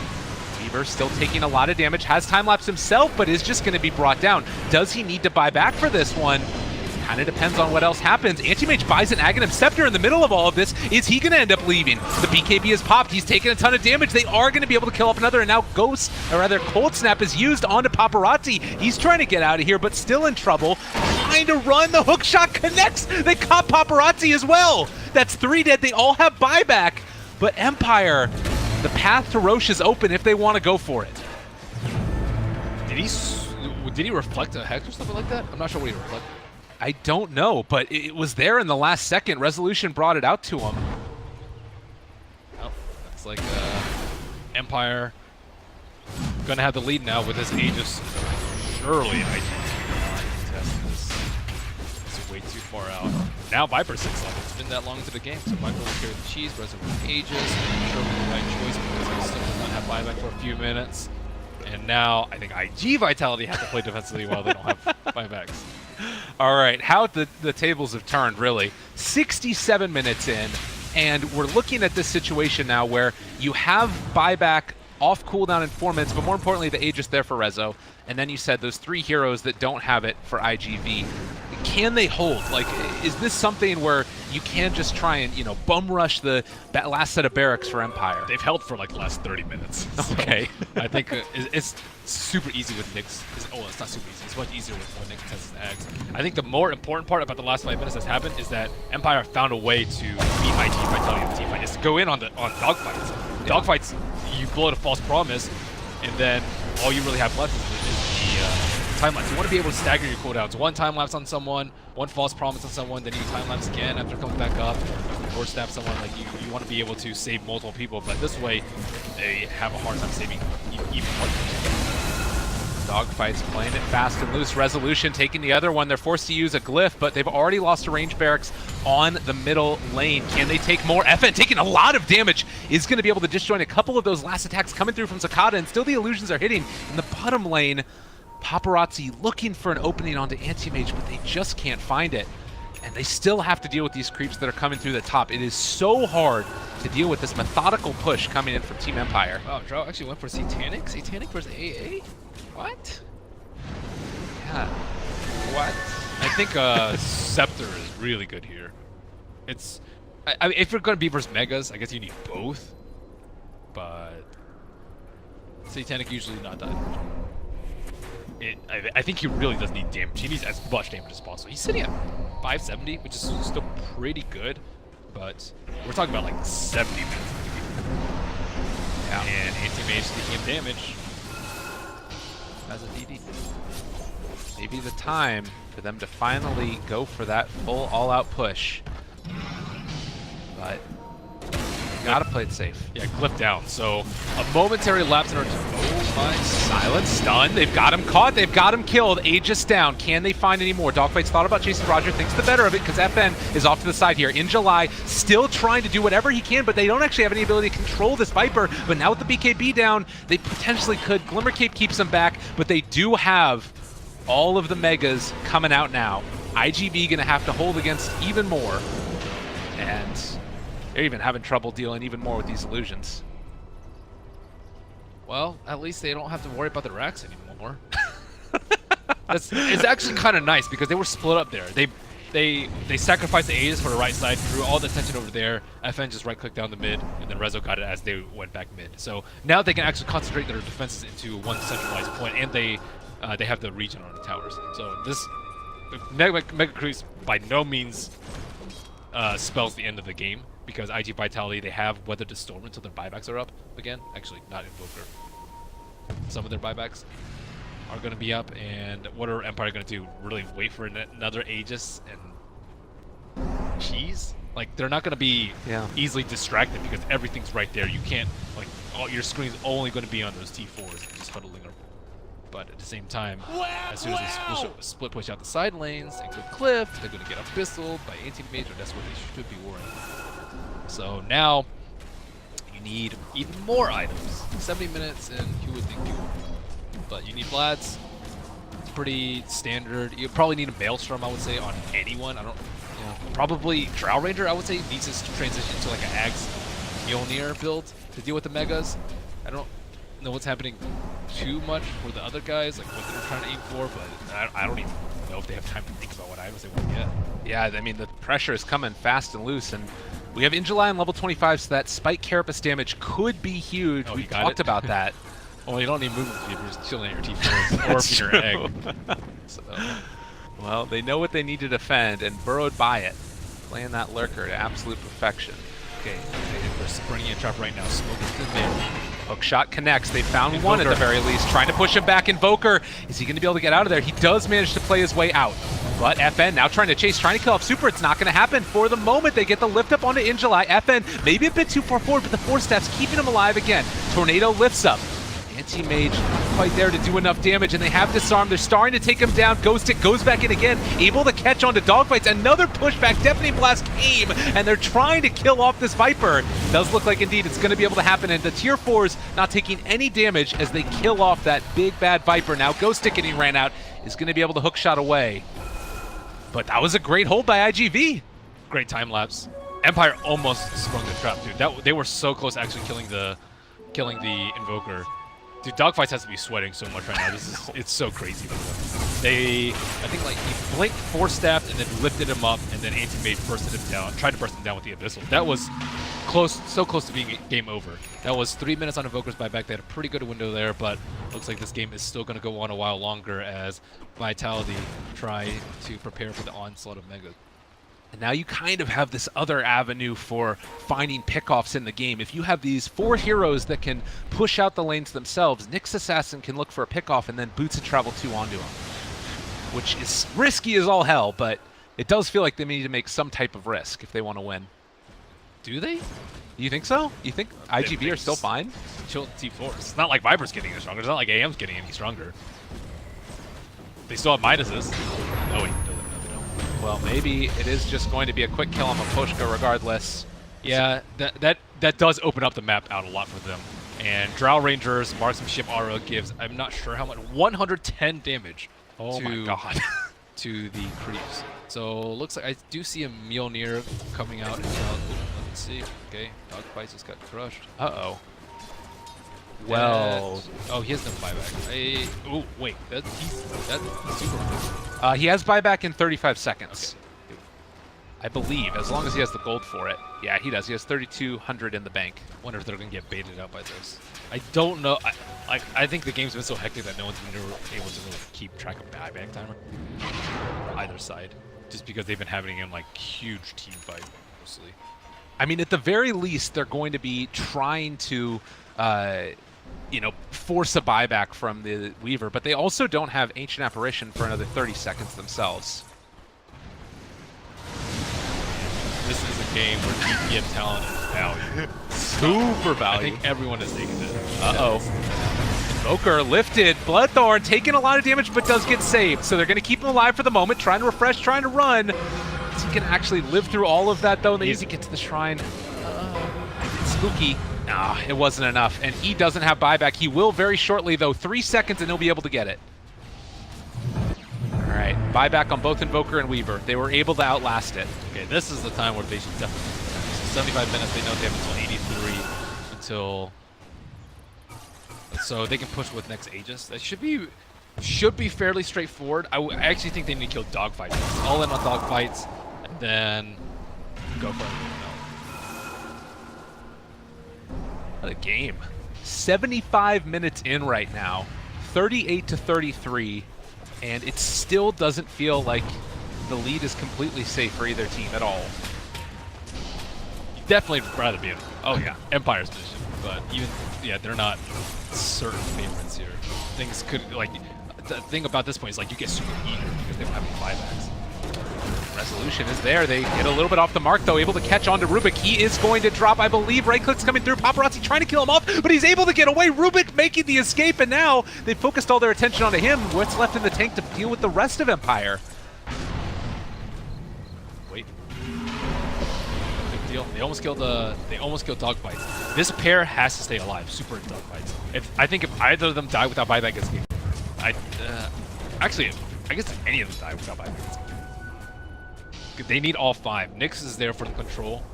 Weaver and Oracle are there for the saves on the important cores, and Invoker and Drow are there for the damage. So all 5 heroes on the side of IG Vitality completely integral to their defense. No one is useful. Well, Roshan is back up at this point, so if Empire go and decide to check that, it'd be a very quick and easy way to secure their lead even further, but it doesn't look like they're super interested in that. Much more just trying to keep these lanes pushed in. There is a DD. We're way past that point where there's double power room spawn. I still think Arcane plus DD is the dream for trying to assault these T4. Smoked up here, able to jump forward and find himself an opening. Weaver dropping low. He does get the time lapse off though, but they get him again. They're able to force step away, and that is going to be Nyx Assassin down. They changed their attention, so Dogfight still lives. Now can they get out with the rest of them? They forced another buyback from that Nyx, like we said. And it looks like IGV again are going to hold. What do they need to do? Oh, Roger, he ends up falling, and Ghostic jumped in at the same time. He's left all alone. Another Ice Blast coming out, but not going to connect. Sunstrike off the mark, and Dogfight's thought about chasing, but thinks the better of it. In July, jump forward. Spike Carapace now trying to run. The lift up on the Tornado. If they can manage to find that last little bit of damage on Viper, it would have been big, but it does not happen. Super almost dying to Mega Creeps, too.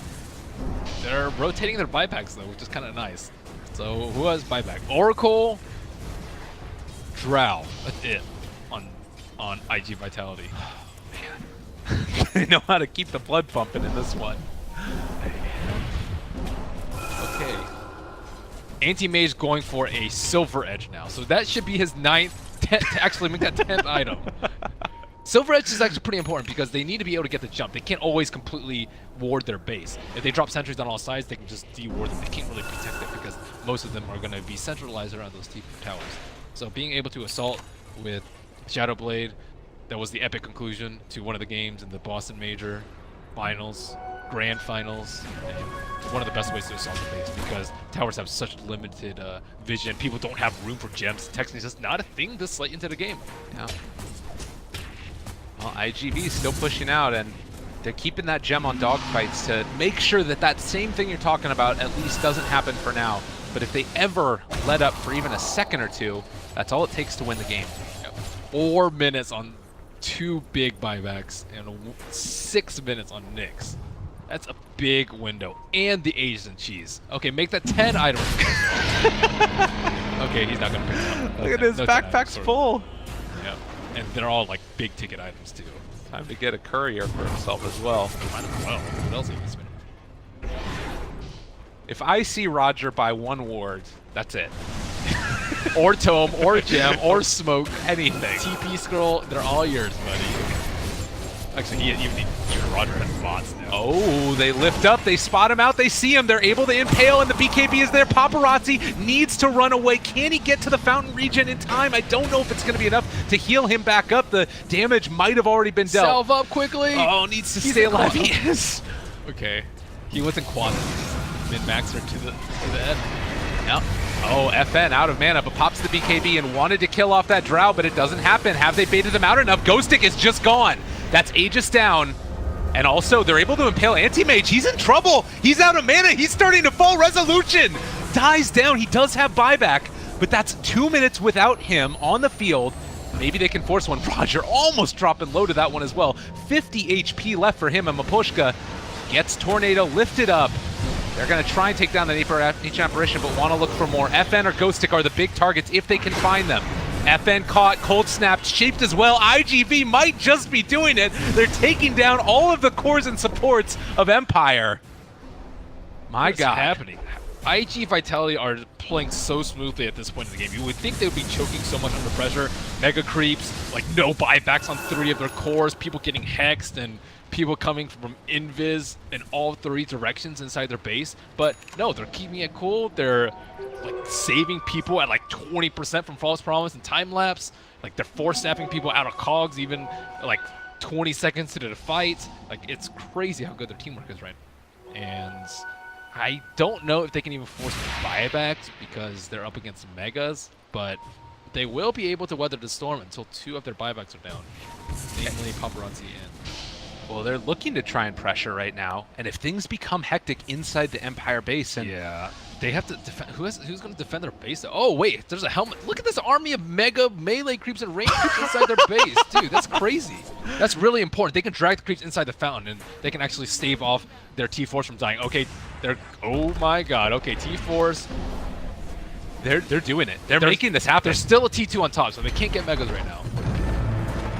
But Viper buys back, and they're hitting the tier 4s. Still 20 seconds before anti-mage. This is so risky. Ghostic jumps in. He's able to catch onto 2, but they end up force-staffing him out. And now FN trying to run in there as well. Super in trouble. They still haven't fought back on anti-mage. IGV, this is so dangerous right now, and they're just trying to get away, but Roger looking for that opening. He was able to steal Tornado. It would be a great spell to try and run them down. Ghostic finds another hook shot. He's been able to catch onto 1. Drow Ranger is caught. Can he be killed off? He's taking so much damage, and I think he is just going to have to be the sacrificial lamb. Ghostic still looking for more, but can't find anybody else as of yet. They killed off Sakata. He immediately buys back. Dogfight's 25 too, so he has that Takuchi movement speed. Resolution BOT'd into the base, BKB to attack, and it looks like Ghostic's going to die now. Ghostic, he ends up falling. Okay. Okay. Collect your bearings, Gabe. Oh, lordy. Ben, what is happening? Some of the Dom creeps are... Like, how do you even have the presence to think of this when the game's just crazy? You think like, okay, do we force out their buybacks? Do we need to push out all these lanes? But no, yeah, they have the Helmet Dominator. It seems like they've been in this situation before. Like the Mega Melee creep taking the damage from the T4, they almost have more HP than the T4 towers. Not as much armor, but still, yeah. it's you don't want your T4s to finish. If you lose your T4s, you can just like super easily get BKB thrones or and there's nothing you can do. These T4s are mashing the defense against BKB backdoor, or not even backdoor, just Zerg. Okay, so they walked away with 2 sets of racks. Honestly, they don't really matter right now. What matters is that they're like 2/3 of the way there to Megas, but that T2 is still up. Who was that in that top lane? I don't know. At this point, it was the Drow Rangers. That's right, in July. Charge in, I believe in you. Well, Anti-Mage has 1,300 last hits.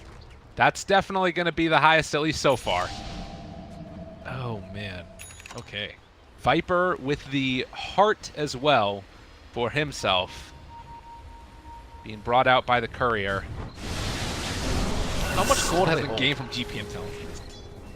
We have, what, 84 minutes. There's been 260 GPM and 120 GPM? Yeah. From Nyx. I don't know when they got it, but that totals to, what, 240 times an hour?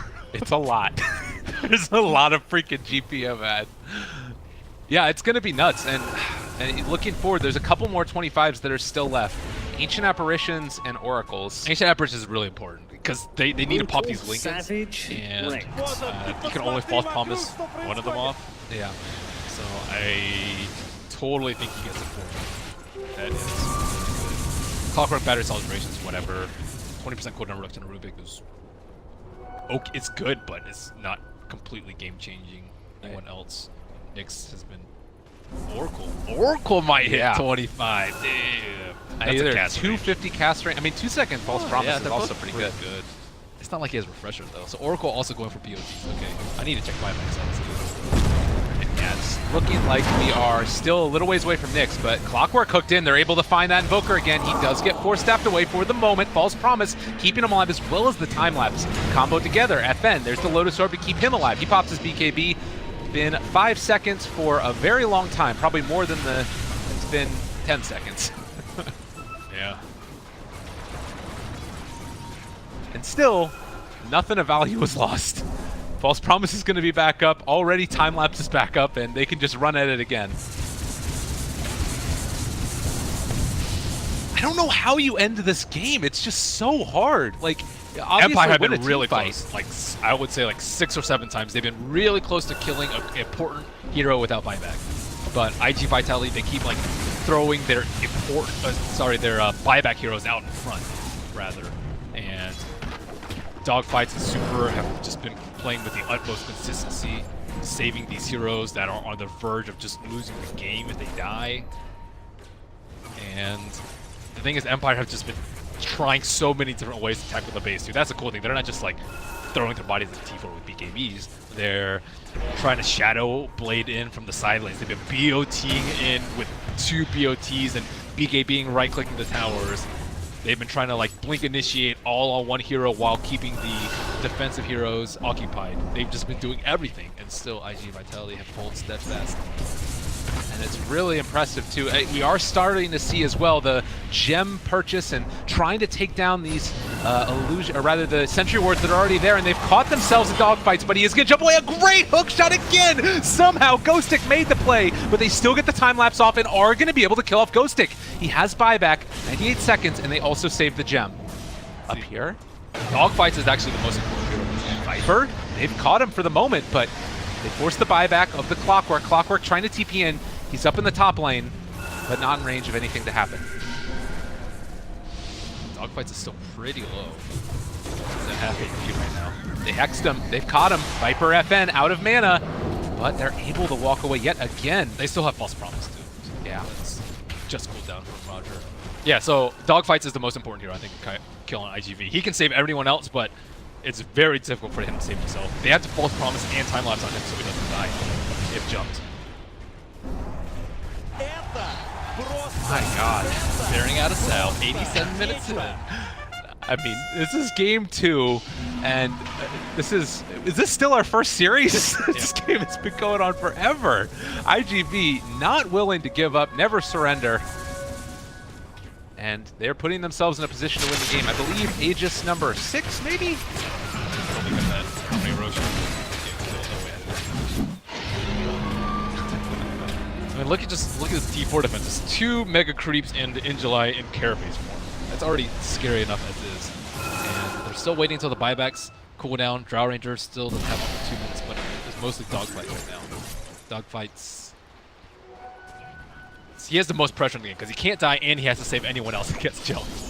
Jeez. Even more so than actually Oracle only has to save dogfights. Yeah. So it's not so bad. Yeah, he's fine. I'm sure he's, just having a great time. Relaxing in this game. It's easy.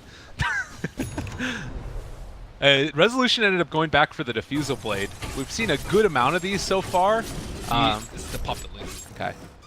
He wants to be able to blink, instantly pop Lincolns, abyssal them, and kill them before they can respawn. IG Vitality have had abnormally quick reactions when it comes to all these defensive abilities, but they're getting to the point where the damage, they can kill people in a second, and if you can't react in a second, like, you can just keep trying. Like, maybe you only have like a 95% success rate, but that one time out of 20, if you fail to do it by like 0.2, 0.3 seconds, you're going to lose the game. So, Resolution is constantly trying to put them to the test. They have to make the move. They have to make the right move. They have to be quick enough. They have to be in range. They have to not misclick too. Like, imagine if someone misclicked like a time lapse or something. Like, that thing is targeted now. Yeah. No, for sure. Man, that is nuts. And we did see level 25s now on everybody in this game. 250 cast range for the Oracle. It was the 4 charges of Cold Feet for the Ancient Apparition. So, base defense is going to continue.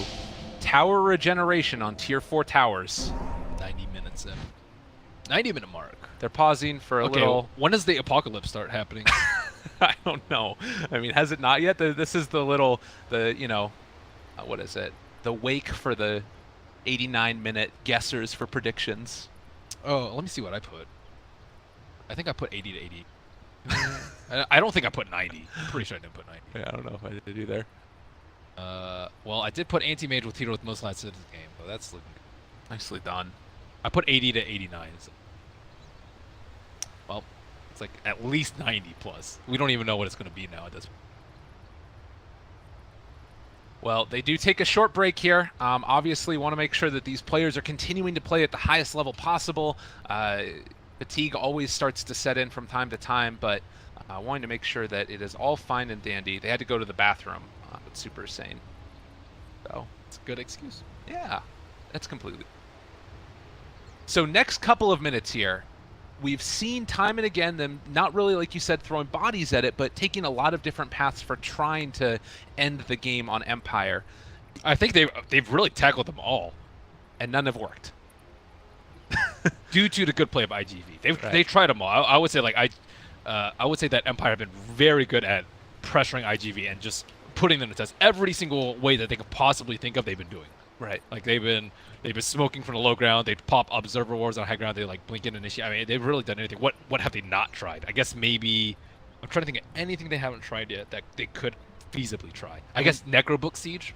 that's not really a thing to say. So, anything else? I mean, like necro books, and then like everybody pops BKBs and focus one tower. But then if you all end up dying for it, does that even become worth it? It's not risk it. It's not worth it. Those are the low reward. I mean, I guess the reward is winning the game, but I think your chance of success is so low, and your risk is incredibly high. They've been going for a lot of like low risk, medium reward, which is I think where you want to be as Empire. You have megas, so you're happy with that, but you're not happy with AM going to a 90-minute game. Brutal, savage. Yeah, okay, here we go. So, one thing that was good about this pause is that the teams aren't close to each other, so they can get a few minutes to reset, get back in the mentality. Okay, what do I need to do? Okay, they're going to go on dogfights. That's going to be IG Vitality's mentality. We need a position around dogfights. Empire have been like, okay, that we need to kill dogfights because he's been the big baller with the time lapse that's been super annoying. He can't kill anyone. Also, what else can they also need a sight. They need a sight so they can kill the Weaver, or sorry, kill the Nyx. The Nyx has been using himself during a lot of the bursts, and they still have no sight, and no one can really buy one at the moment. He has 6,000. Huh, that's surprising. You bought like Moon Shards for everyone? Clockwork got some Moon Shard, so that's a yes. They literally, H Apparition doesn't have one, and neither does the Rubik. But Rubik does have a BKB in his backpack. And he has 4 rapiers queued up as well, so he's ready to go. Blood surprised we haven't seen any rapiers in this game.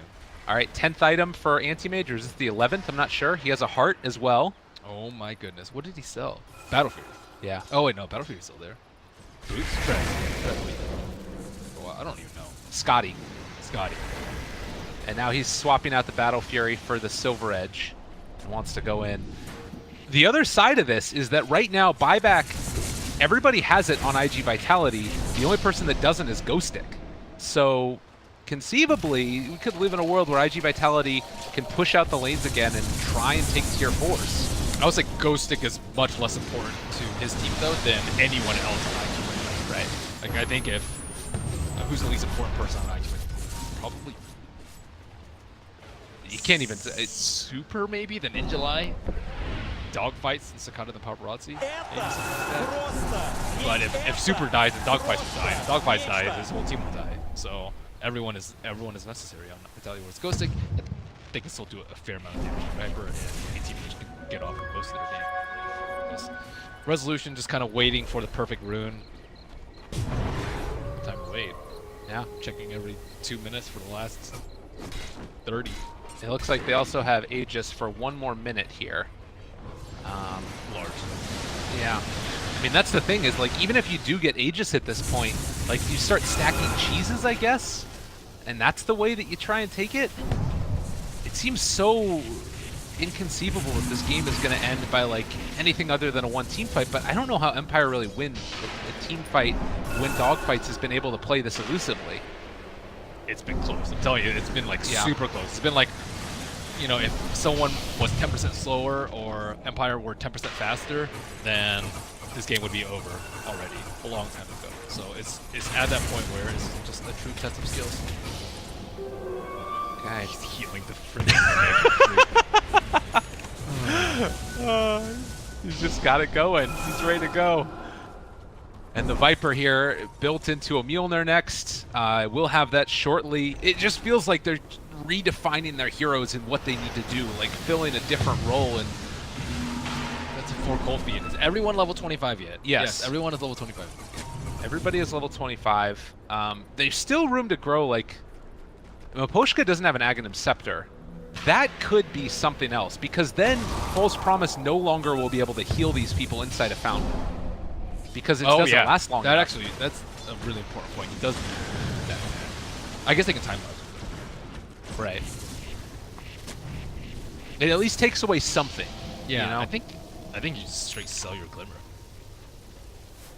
Yeah, Scepter would actually probably be GG. Brutal, savage, It also is really problematic for a hero like Nyx. Nyx, if you can't regen inside the burrow, you're screwed. Yeah. I mean, you can understand why each of these items was picked. Like, Force Staff, he needs positioning. Lotus Orb, obviously, to deal with the Sheep Sticks. Glimmer Cape, they needed to be able to have more of these things to save them. Look at these wards. There are like 8 sentry wards outside IG Vitality base, and there's 3, like... this is the thing that a lot of newer players will just not do, is just play sentry wards outside of your base. That's absolutely necessary. If they have an observer ward just sitting up there, they'll get the jump, they'll kill you, they'll win. Like, having 3 or 4 sentry wards inside your base at all times for the remainder of the game is absolutely integral. I would say it's almost more important than getting like a big item. It's not as important as having buyback, but it's up there in terms of paramount priority. And a couple other big items now. MKB was picked up by Anti-Mage, another item for him in this slew of items that he's been holding on to. And Sakata has a rapier on the courier. MKB? What? I don't know, man. Okay, Draw Ranger's hitting for 850. He was. This is insanity. And so slow, though. 290. Oh. DD bottom? I still don't know, though, if they're really going to try and go for this. Like, Roche is going to respawn potentially in 50 seconds, probably a little bit later than that. But I don't even know if, like, Aegis and Cheese matters anymore, because it's not like you can throw your bodies at him, because IGV can probably kill you twice. Yeah. Try. Yeah, their death timers are so long right now, though, because everyone's 25, that you can't actually make super scheme played. All right, Maposhka Ags is coming on the courier. Okay, that could be the game winner. It sounds stupid that 96 minutes into Ags, AA might change the game, or will change the game, but I think it's going to change the game. I think they will die, because False Promise is important. But who will die first is the other question to ask. Buybacks are still available. It's only so long that cooldown. It's 40 seconds. Probably in July. I think in July. Okay. He's just going to be the side casualty, because no one's going to work on instead of IG Vitality. On his Invoker's mana pool really changed that much. It's still sitting at about 3,000. We've talked about that Spike Carapace. So if the Anti-Mage does happen to Mana Void Paparazzi nearby in July, he could just blow himself up still. That would be... Yeah. That'd be the coolest thing. Oh my god. And Maposhka, they're just content to keep on farming. Like, I mean, what is... I guess that they don't want to do it until the buyback is back up again, but they have buyback again. Maybe they want to have buyback for Ancient Apparition as well. They're just at a loss at how to approach. Again, they've exhausted almost every single possibility that they could have gone. Yeah. So they're not really sure what to do right now. I mean, they can just actually just physically take their hands off the keyboard and think, okay, how do we actually tackle this? But I don't actually think there's a good solution. Yeah. There's... In July has been in burrow for like 8 minutes. He just has not left. This is my home now. Yeah. He should maybe move a little bit so it's more in line with the floor. Almost trigger some OCD people. Yeah, that's the new strat. Make yourself look cool. You all load it up. Oh look, he moved out. He's heading out of there. But they have sentries and observers everywhere, so They immediately spot him out. they do. Oh wait, no, the gem. Okay. They do deward, so that's not... Yeah, they will spot out that in July is out and about though. So How much are these bounty runes worth? That's a good question. 98 minutes in, let's find out. 246? That's pretty good. That doesn't sound as much as I thought it would be. Yeah. That's fair. I guess it's like, that's a lot. I want to see how much armor Roche has too. There's a lot of things that start to get really nuts when you get towards the 100-minute mark, and I mean, this game has just been, it's showing how good it can be if you hold high ground, and this lineup is built perfectly for it. Affirm. FN agrees with me. Okay, Roche respawning now. Finally, when this goes down, it might be time for Empire to make the move yet again. But we've seen this story, we read this book, it's happened time and again, and even still, they haven't always been able to finish it off. 47 armor on Roche, 16,000 HP. Resolution doesn't care. Oh god, look at MKB matches. It's really being bullied around here. This reminds me of like the X-Hero Siege from Warcraft 3 days. Did you ever play those? No. It's like you just get super. Oh, Maposhka. He's getting found. He's being caught.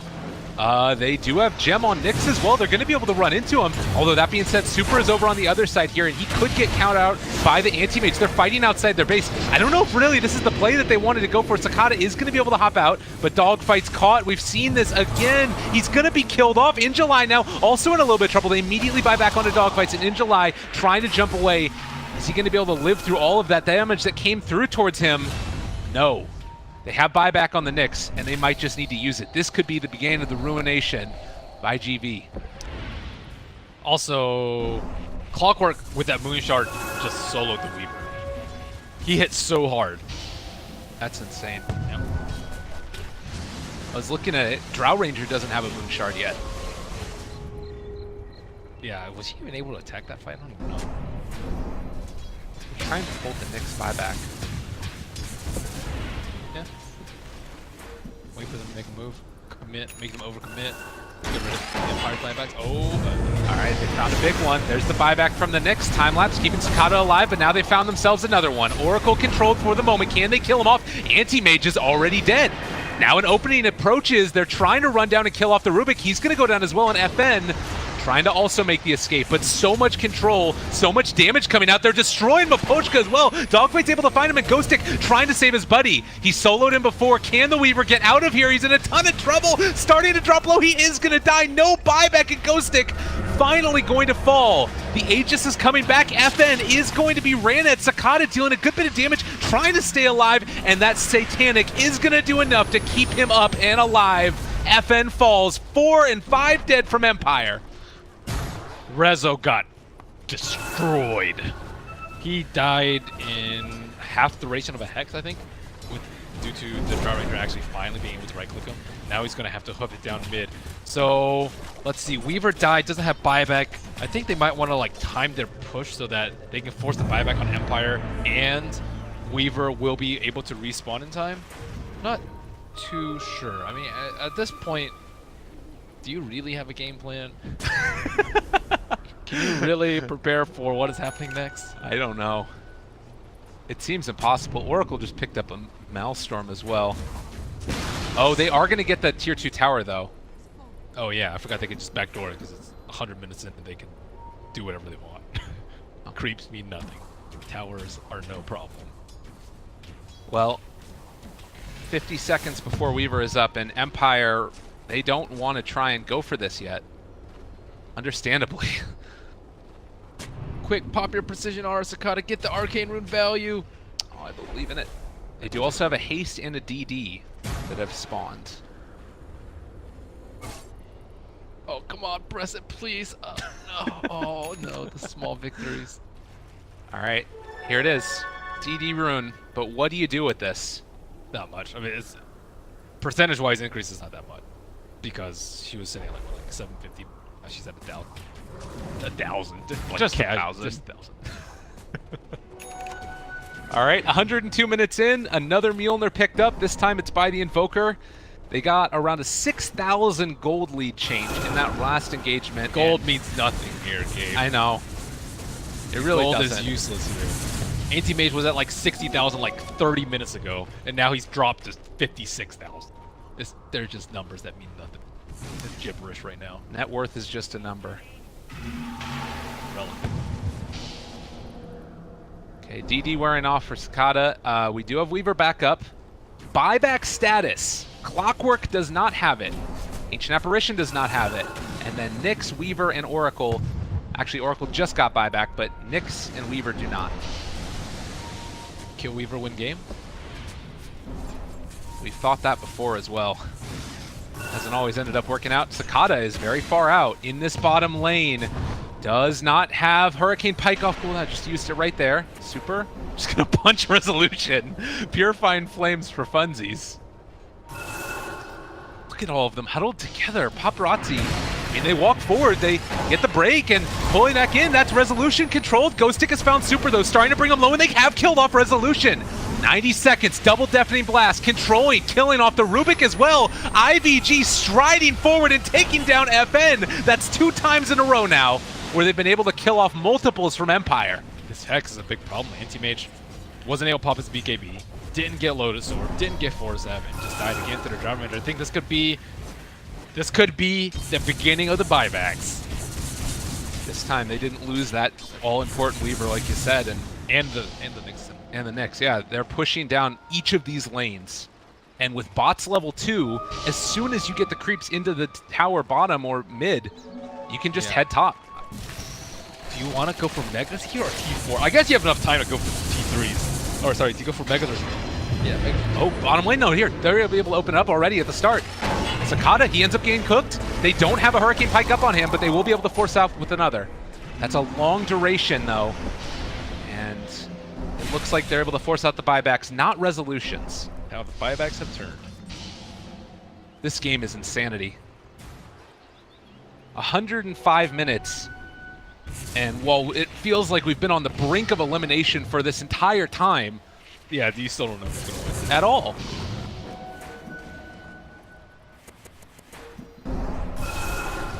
And I mean, this is my tower now. Look at that T4 tower. That Mega Creep's just like, I own this. Get out of here. the gatekeepers. God.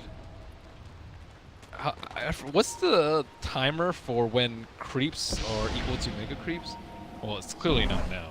Yeah. They're still not big enough. 700 HP versus 1200. It's getting closer. Yeah, we're getting there. And look at the ancient apparition. This is my life now. 12 centuries and just throwing them everywhere. Brutal, savage, wrecked. Oracle stash?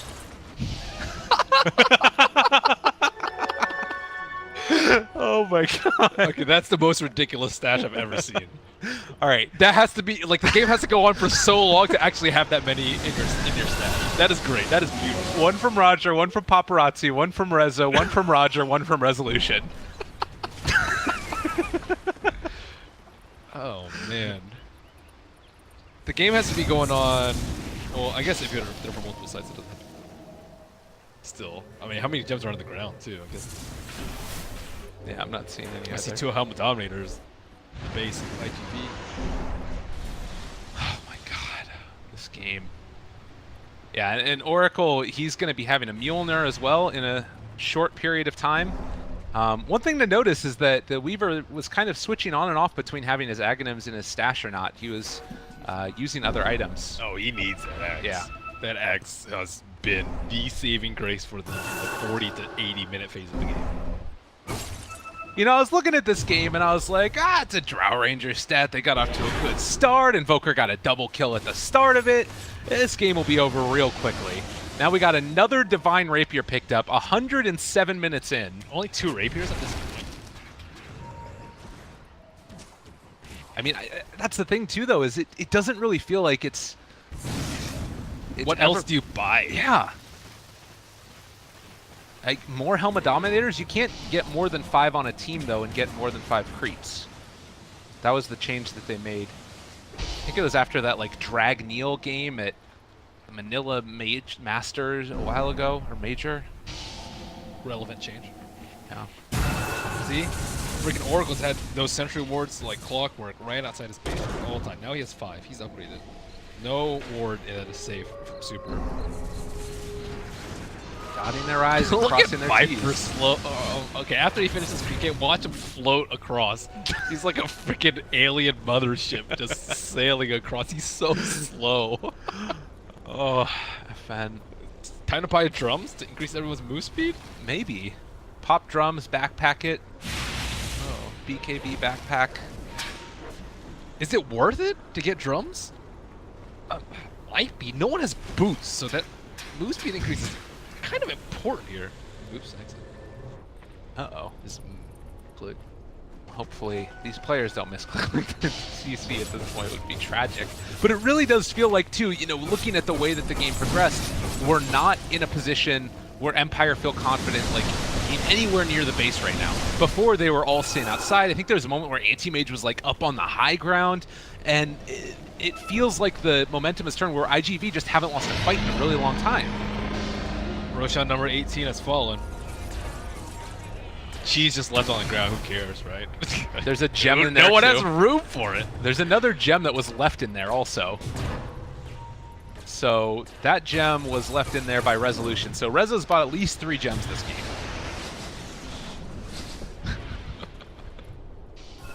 Okay. Who has moon shards? Does everyone have moon shards now? We still haven't even gotten to that point where everyone has moon shards. Oh, now there's an Alpha Wolf creep. Damn. Oh, hey. Hey, they're progressing, man. That's pretty great. The Gatekeeper melee creep is still there, in case you guys were wondering. Sakata has his trusty Alpha Wolf. That's pretty nice for him as well. Would you prefer a Kobold creep or an Alpha Wolf? What does the Kobold do? It gives you the moose speed. I think moose speed, because then you can drop your boots for a huge damage item. Right. I don't know, man. I don't actually think they have the choice, because they still have to kill the thing. Wow. Is the Swiftness aura better than the Kobold aura, though? Yeah, but you don't have to have a slot for it. But I mean, from one's percent based, one's flat based. Okay, it's 12% versus 20. There is a Foreman. I see you, Foreman. Here, buddy. It's over there. I can't see where you're pinging. It's but bottom radiant. yeah, they'll be able to get there, I'm sure. If they want it. I don't know if they want it. I would. I'd say go for it. That thing's great. Yeah. 12% move speed. Why not? Affirmative. Dude, you're gonna be like twice the speed of the Viper. So he's at 459 on Paparazzi with max Wegs. So you're putting him at like 500 plus. Oh, yeah, you're putting him at like 500 plus. Can the Kobold keep up at that point, though? Yeah, that's the Helmet's Elf creep. It's gonna be super fast. Oh, right, all right. That's fair enough. Yeah, and then Viper's at... Oh, wait, he couldn't take it anymore. He couldn't take the slow line. Now he actually looks like he can fly. But he has to switch it off with the MKB, too, and... I know, but he was tired of it, man. That is very tilting, okay? When you're 2 hours into the game and you have to run around slower than you were at the very start of the game, or equal to 0 minutes into the game. You know, I don't know if that's the only thing that's tilting about this game for Empire. Dude, that is one of the most tilting things. Okay. Like, you think about it, you're like, I don't really need boots. I want an MKB. And then you try it out, you're like, okay, I can't take this. I'm tilted. I'm triggered. I can't take this. It's awful. You feel like Crystal Maiden. And then you can't even attack anyone because you can't move around. And they're all just going to kite you around. They got Force Staffs and Hurricane Pikes. You're up against a Weaver with the plus 200 Sakuchi movement. All right, I'm with you. Yeah, dude. This is awful. Okay. How many items now is this for Resolution? He bought a Satanic as well. He's just standing still. He's trying to figure out what the heck to do. A DD bot, or top rather. There's an Illusion Room bottom. Dude, your fantasy points have to be out of control in this game. I know, it really does. I had Ghost Stick on my fantasy team. I think I had Paparazzi. He has 44 points. Yeah, that's pretty nuts. Where do you get him from? I mean, what? I guess runes grabbed? You probably have like, how many bounty? I have no idea. God, I can't even imagine. Oh, I guess it's simple that. Times 4 rough. But okay. Some of them skirted by, unpicked up. Third Rapier purchase, this time for the Anti-Mage, which means he swapped out the Battle Fury and the Manta. He has BKB for defensive items right now. He actually just dies. Yeah, That's that's a 5-second BKB. And it's not like they have Aether Lens for cast range. Like Ancient Apparition, the Lotus Orb cast range is pretty low. Yeah. Especially in an Anti-Mage who has to blink into the fight. So, yeah, he has Rapier. So do few other heroes. That's not cool anymore. That was so 20 minutes ago. Yeah, so there's a new meta evolving inside this own individual game. Yeah. You're a hipster if you don't go Rapier. That's right. So here's the other thing. Keep in mind, everybody, this game, we talked about at the beginning, but that was so long ago at this point. The winner of this is going to be in a much better position to try and challenge for TNC to get into the upper bracket matchup. Right now, Team Empire is sitting at 6 and 7, and IGV is sitting at 5 and 6. So if they're able to win it, then it would end up being even on par, and Empire would be caught up with them finally. But If they don't, it's going to be really hard for them to push out either IGV or TNC for their spot in the upper bracket at TI. And still, it just there's just nothing. Wow. Refresher orbs. Ugh. We have gotten to the point of multiple chickens. Only 2 now. One is loaded with the gems. They probably didn't want to bug Super. Hey, give me that gem for your stash. No. Your hoard, your secret stash, underground stash of gems. Peddling gems now. So when is that point where they do go for like the BKB rush of the towers? They don't. They can't do They it can't ever? do it anymore. They died trying to fight them. Okay. Yeah. So imagine them not fighting them and just tanking the damage. They would just die. They would just get 5-0s like so fast. It's because of the T4 defense though. Like if they Right. didn't have T4s, I think it's a realistic possibility if the glyph is down, or you can like bait out the glyph with like Aegis maybe. Go for it. But remember back when they got megas? Yeah. And I said the good thing about it is that they only have to worry about a T4. That was being serious. Like, Yeah. you actually, it's so much easier to defend when you're right here and you have region on both of them. And like in July, he's still in his little burrow form. This is his home now. He has this like little tiny block of habitation where he's just burrowed out, and I'm surprised it hasn't collapsed yet with the ground he's dug up. I mean, the other thing here too is like he's going to get disconnected from match inactivity pretty soon. The waves have been pushed out almost enough. He's not getting a ton of experience. Wow, what if that happened in the lobby games? That'd be so sick.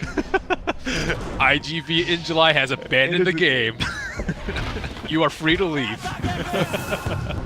All right, look, he's standing on the thing now. He's not quite lined up perfectly, but it's pretty close. Come on, get up, man. Get up. Get out of there. All right, what do they need to pause for now? A little bit of a huddle session. Talk about what the game plan is. There is no game plan. That's the thing. It's like, the Roshan doesn't matter. Aegis doesn't matter. Buybacks do matter. Items, like pretty much everyone has their pick of 5 items, let's say, or 6 items. 5 being, I don't know. That's just so many. How many heroes have gems right now? Brutal, God, savage, Dude, this is the ranked. This is like the high roller game. Look, you pull on the item chart, just freaking everyone has BOTs and rapiers, like all the like 6,000 gold items. This is definitely the high rollers game, man. Yeah. Some of Empire still on that bots level too, but it's all those lower net worth heroes. Plebs. You know, Bots 2. We do Bots have 1. the halberd on Clockwork. You know, type of item. I feel like that would be much better to start smashing out. I guess that there's still so much What? damage from Invoker too. Disarm? Disarm's good, man. Yeah. Sakata hits for like 1,000 a Yeah. hit. If he gets a disarm on Sakata while they have resolution hexed, that's better than a Lotus Orb. Oh, not bad. It's almost better than Lotus Orb because he actually just sit there and attack. It's still really good. And it's 5 seconds on the ranged hero as well. So it's like, I mean, the fights are over in less than 5 seconds. There's now. a Blade Mail too on Ghostic. Not that it matters that much because there is a Satanic on Drow Ranger. Right. But it still forces him to keep the Satanic. The Halberd kind of forces him, or at least makes him reconsider dropping the MK. Resolution, yeah, who knows what Battle Fairies and stash in it. But this is the thing that I keep on thinking about is as the game goes on, there is no incentive for IGV to ever leave their base really because they have to only want to win. fight there. Right, but that's the thing is they want to win. But like how do you get to the are you ever going to be able to push out a lane really? Yeah, they have Precision Aura. And they can also get to that point in the game where the creeps are equal to the Mega Creeps. But they only have 1 lane of that too. What?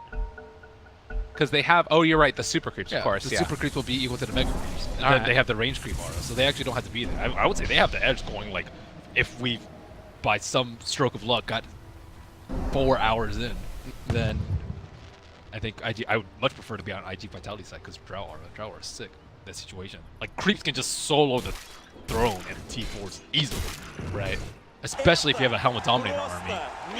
And then looking at the rest of Team Empire here, they're not itemized in a way to deal with a mega creep situation or super creeps that end up being stronger or equal to megas. I mean, what would you actually realistically change out, though?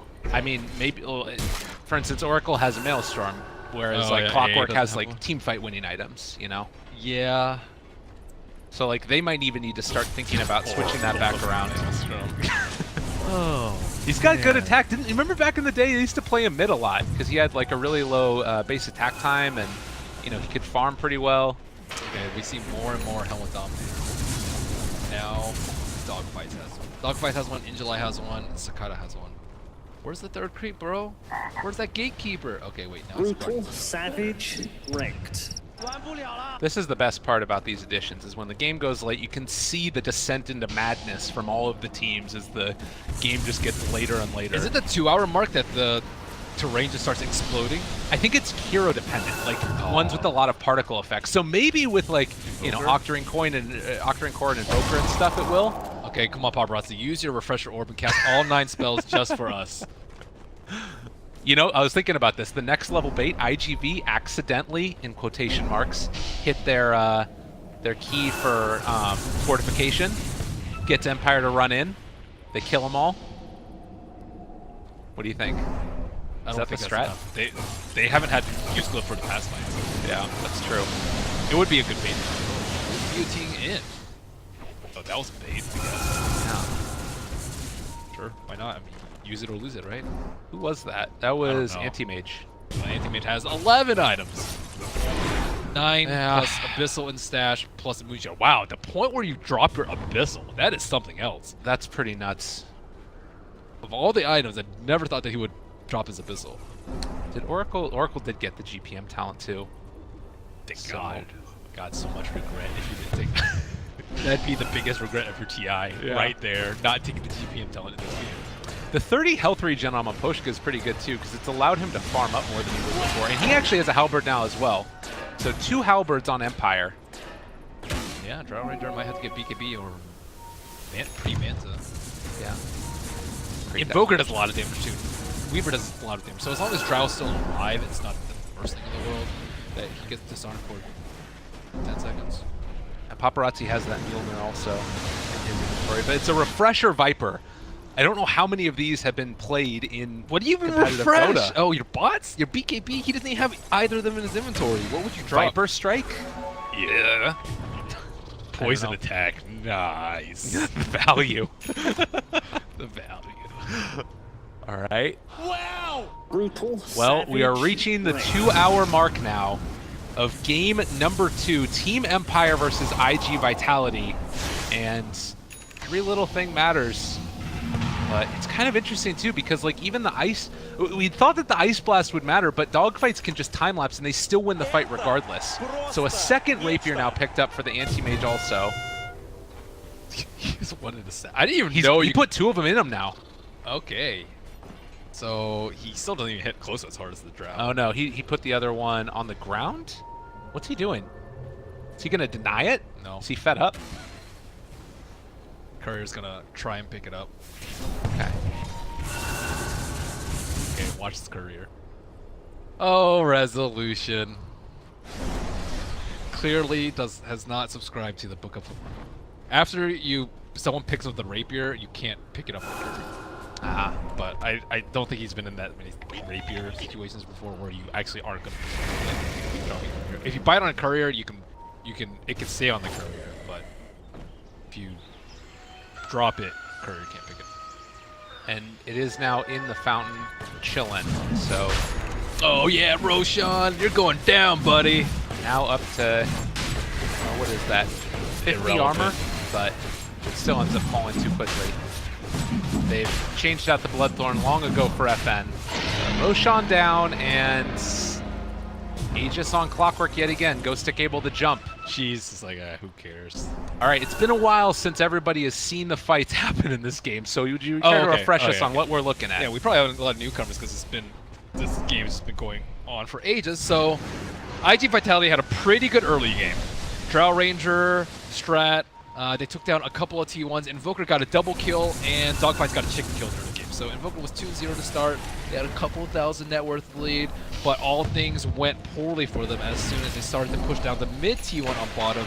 Invoker was able to drag the creep wave away, stop the push, and that tower stayed alive for about another 10 minutes and halted all of IG Vitality's momentum as they tried to push while Paparazzi was farming with his Midas. After that, Anti-Mage got his Battle Fury at a pretty decent time. I believe it was on around 15 minutes time, and then Anti-Mage started doing what you would expect an Anti-Mage to do, but push out all the lanes and just put too much pressure on IG Vitality to ever actually push up that high ground. And then move into the next phase of the game where there's just a bunch of farming from both teams. gets a Manta Style, gets a Butterfly, and then starts owning the crap out of IG Vitality, gets the Aegis, and then they start sieging the racks. The fights go Empire's way, but the buildings are another story. And after much determination, Empire take down the majority of the T3s and the range and melee racks out on top. However, that wasn't the end of it. They were desperate to finish off the last 2 set of racks, but it probably took them another 10 minutes to do so, and only after an Aegis sacrifice from Anti-Mage, he pushed the right racks, baited them all to go over there while FN sieged the mid racks. He sacrificed the Aegis, and then as soon as he switched over to Viper, he got Megas on the right side. But that was, I don't even know when they got Megas, maybe 50 minutes in? Was it later than that, 60 minutes? It was around there. 50 or 60 minutes in, but jokes on them, because IG Vitality were like, oh wow, well now we have less buildings to defend, even better. We don't have to spread ourselves thin, which actually mattered because Injuly has been parking this booster probably for a good 40 minutes of the game, right in between those 2 lovely towers in the T4, and he has just been sitting there as the eternal sentinel guardian of dire T4 towers, and Empire have just been throwing everything. Just like this, as they're going to hook shot in, but in a little bit of trouble, and Ancient Apparition starting to drop low again. The Deafening Blast comes out. Ghost Stick still just beating away at Sakata, but they're able to turn it back around again. Ghost Stick is going to fall. That's only the Aegis. If any of you guys were wondering why it is Merlini goes to every event, it's because he has a lock trap tight memory. My goodness gracious, I can't believe you remembered all that. Holy shit. I'm not even done, bro. I know, that's what's nuts. Okay, and then after the Megas started happening, Empire tried all these tactics to tackle their base. Rezo bought a Shadow Blade into a Silver Edge. They tried to all smoke up the high ground, pick off these heroes that didn't have buybacks, and then IG Vitality had this... What is going on here? They're actually taking it down, but I don't think they're able to do it. This could be the end. Time lapse. Wait, there's still 2 buybacks. Oh yeah, Rezo got crushed. I think another big kill. The thing is, the Aegis doesn't really matter, so they actually decided to push with the Aegis. Oh, Dogfight's almost got it. He was scared. Yeah. Now they have to defend their base. Okay, so after that, Empire tried everything. They tried going on a Invoker, he would get time lapse. They tried going on the Oracle, he would get time lapse. They tried going in on the Weaver, and then Weaver got false promise into a time lapse. And they tried killing Injuly, and then Injuly constantly heals himself because they didn't have a Hex on Empire. And then eventually, Empire gave up pushing. And they're like, okay, we'll just farm, get all those 6 slots. However, Anti-Mage has had like 10 different items, 2 Rapiers, and still he hasn't been able to right-click people at all because Drow Ranger has been hitting like an absolute truck. Now he has DD running down mid. Let's get that Rezo buyback out of here. See if they can actually make it happen. He does so much freaking damage. And they passed by a second ago. They do manage to find that Hex from very long range from Roger. He just jumped back, but with DD here, with Sakata starting to hit, they might be able to do this. Oh, they aren't going to buy back on AM. They are just conceding. Oh, buyback now comes a little bit late, but they're able to push back onto 1 again. Roger catches it. That's Divine Rapier down and Drow Ranger dead. Now they've been able to find themselves another pickoff as Nyx Assassin controlled and killed. They don't even sacrifice Megas for that. Only the tier 3 tower and the melee barracks. Oof, they actually need the Drow Ranger alive. She did pop her Precision Aura, but they can do the same thing and force buybacks out. So how many people don't have buybacks? Just Viper and AM. That's, I would say, roughly equivalent to Drow and Nyx. But that we talked about too is that IG Vitality, they need everybody to be able to hold. They need all 5 of them for sure. Drow, Invoker for damage, Nyx for the control. He stuns anyone that doesn't have BKB trying to go for the towers or for the heroes, and then Weaver and Oracle both do a ton of saving. Oracle has the Rapier now as well. Wow, okay. He does have one of the lowest base attack times in the game. Yeah. Value right there. He's going to do actually like a decent amount of damage. He needs to be so careful. Okay, they're smoking in right here, actually. So he has a moment. Okay, wait, he has 30 sentries. I was about to say that he had a moment of lapse in his sentrying around the base. But nope. God, they need to be so careful, though. Like, any time if they happen to jump forward, that BKB actually pops from Roger is kind of important. They still have buyback there. Was it important? I think he just was like, might as well use it. Ghost Stick, he doesn't actually end up hitting. And Invoker is sheeped, but he's just going to be able to walk away. Has Roger gone too far? Ooh, and they only use 1 buyback. All right. Nice play, but now Empire have 30 seconds to make a power play. This is spooky. Still a very tense moment for sure. Resolution hitting up front and center. He has his Manta style and BKB ready with the Rapier. They are so they know they don't have buyback. If they die right now, they lose the game. So they don't even get the drop buyback. Man, IG Vitality with the late game plays, man. They have been doing a great job. I mean, it is completely inconceivable that IGV have been able to hold on this long. The way that they've done it too, with keeping these Helm of the Dawn or Mega Creeps and just out team fighting them constantly. It's been incredibly pleasure to watch. Yeah, the late game tech is from IG Vitality. After Empire started sieging them with all these like Silver Edge and Blink Pop Lincolns trying to instant kill people tactics, IG Vitality, they shifted their strategy too. They had a couple of Helmet Dominators that they use to dominate the Mega Creeps and then put them outside of T4 so they wouldn't have to blow glyphs as often. In July though. Oh, in July He's catching Ghost Stick. This is a decent sized kill. He doesn't have buyback. They're going to blow him up. Ice Path is there. The disarm keeps him alive for the moment. And now FN, he's in this area as well. They lift him up one time. Sunstrike going to land as well as that disarm. But no, they just blow up the Invoker. He's going to have to buy back in just a second, but FN is also dead. And now they're controlling up this anti-mage. If they could kill him off here, this would be so tremendous. But it doesn't look like it's going to happen. As you look at the damage. Sakata blows him up to hell. 100 seconds. No anti-mage. And now looking for more. Can they kill off Ghost Stick as well? It might finally have done it. IGV, after 128 minutes, GG is called. FN's had enough. Dogfights MVP, for sure. I don't know. Well, how about all 10 players for not losing their minds? I can't believe it ends like that. That's insane. IGV held on for so long. That was one of the most brilliant Mega Creep defenses I've seen. Or actually just high ground defense, really. Yeah, dogfights and Super, that tandem. The saves, no missed clicks. Some of them were a tad bit late, but they also like shifted their heroes without buyback to be out in front and most vulnerable. But at the end of the day, IG Vitality, I don't even remember who won the first game. Empire, I guess? Empire won the first game, which means that IGV go up one or ostensibly 2 games ahead of them in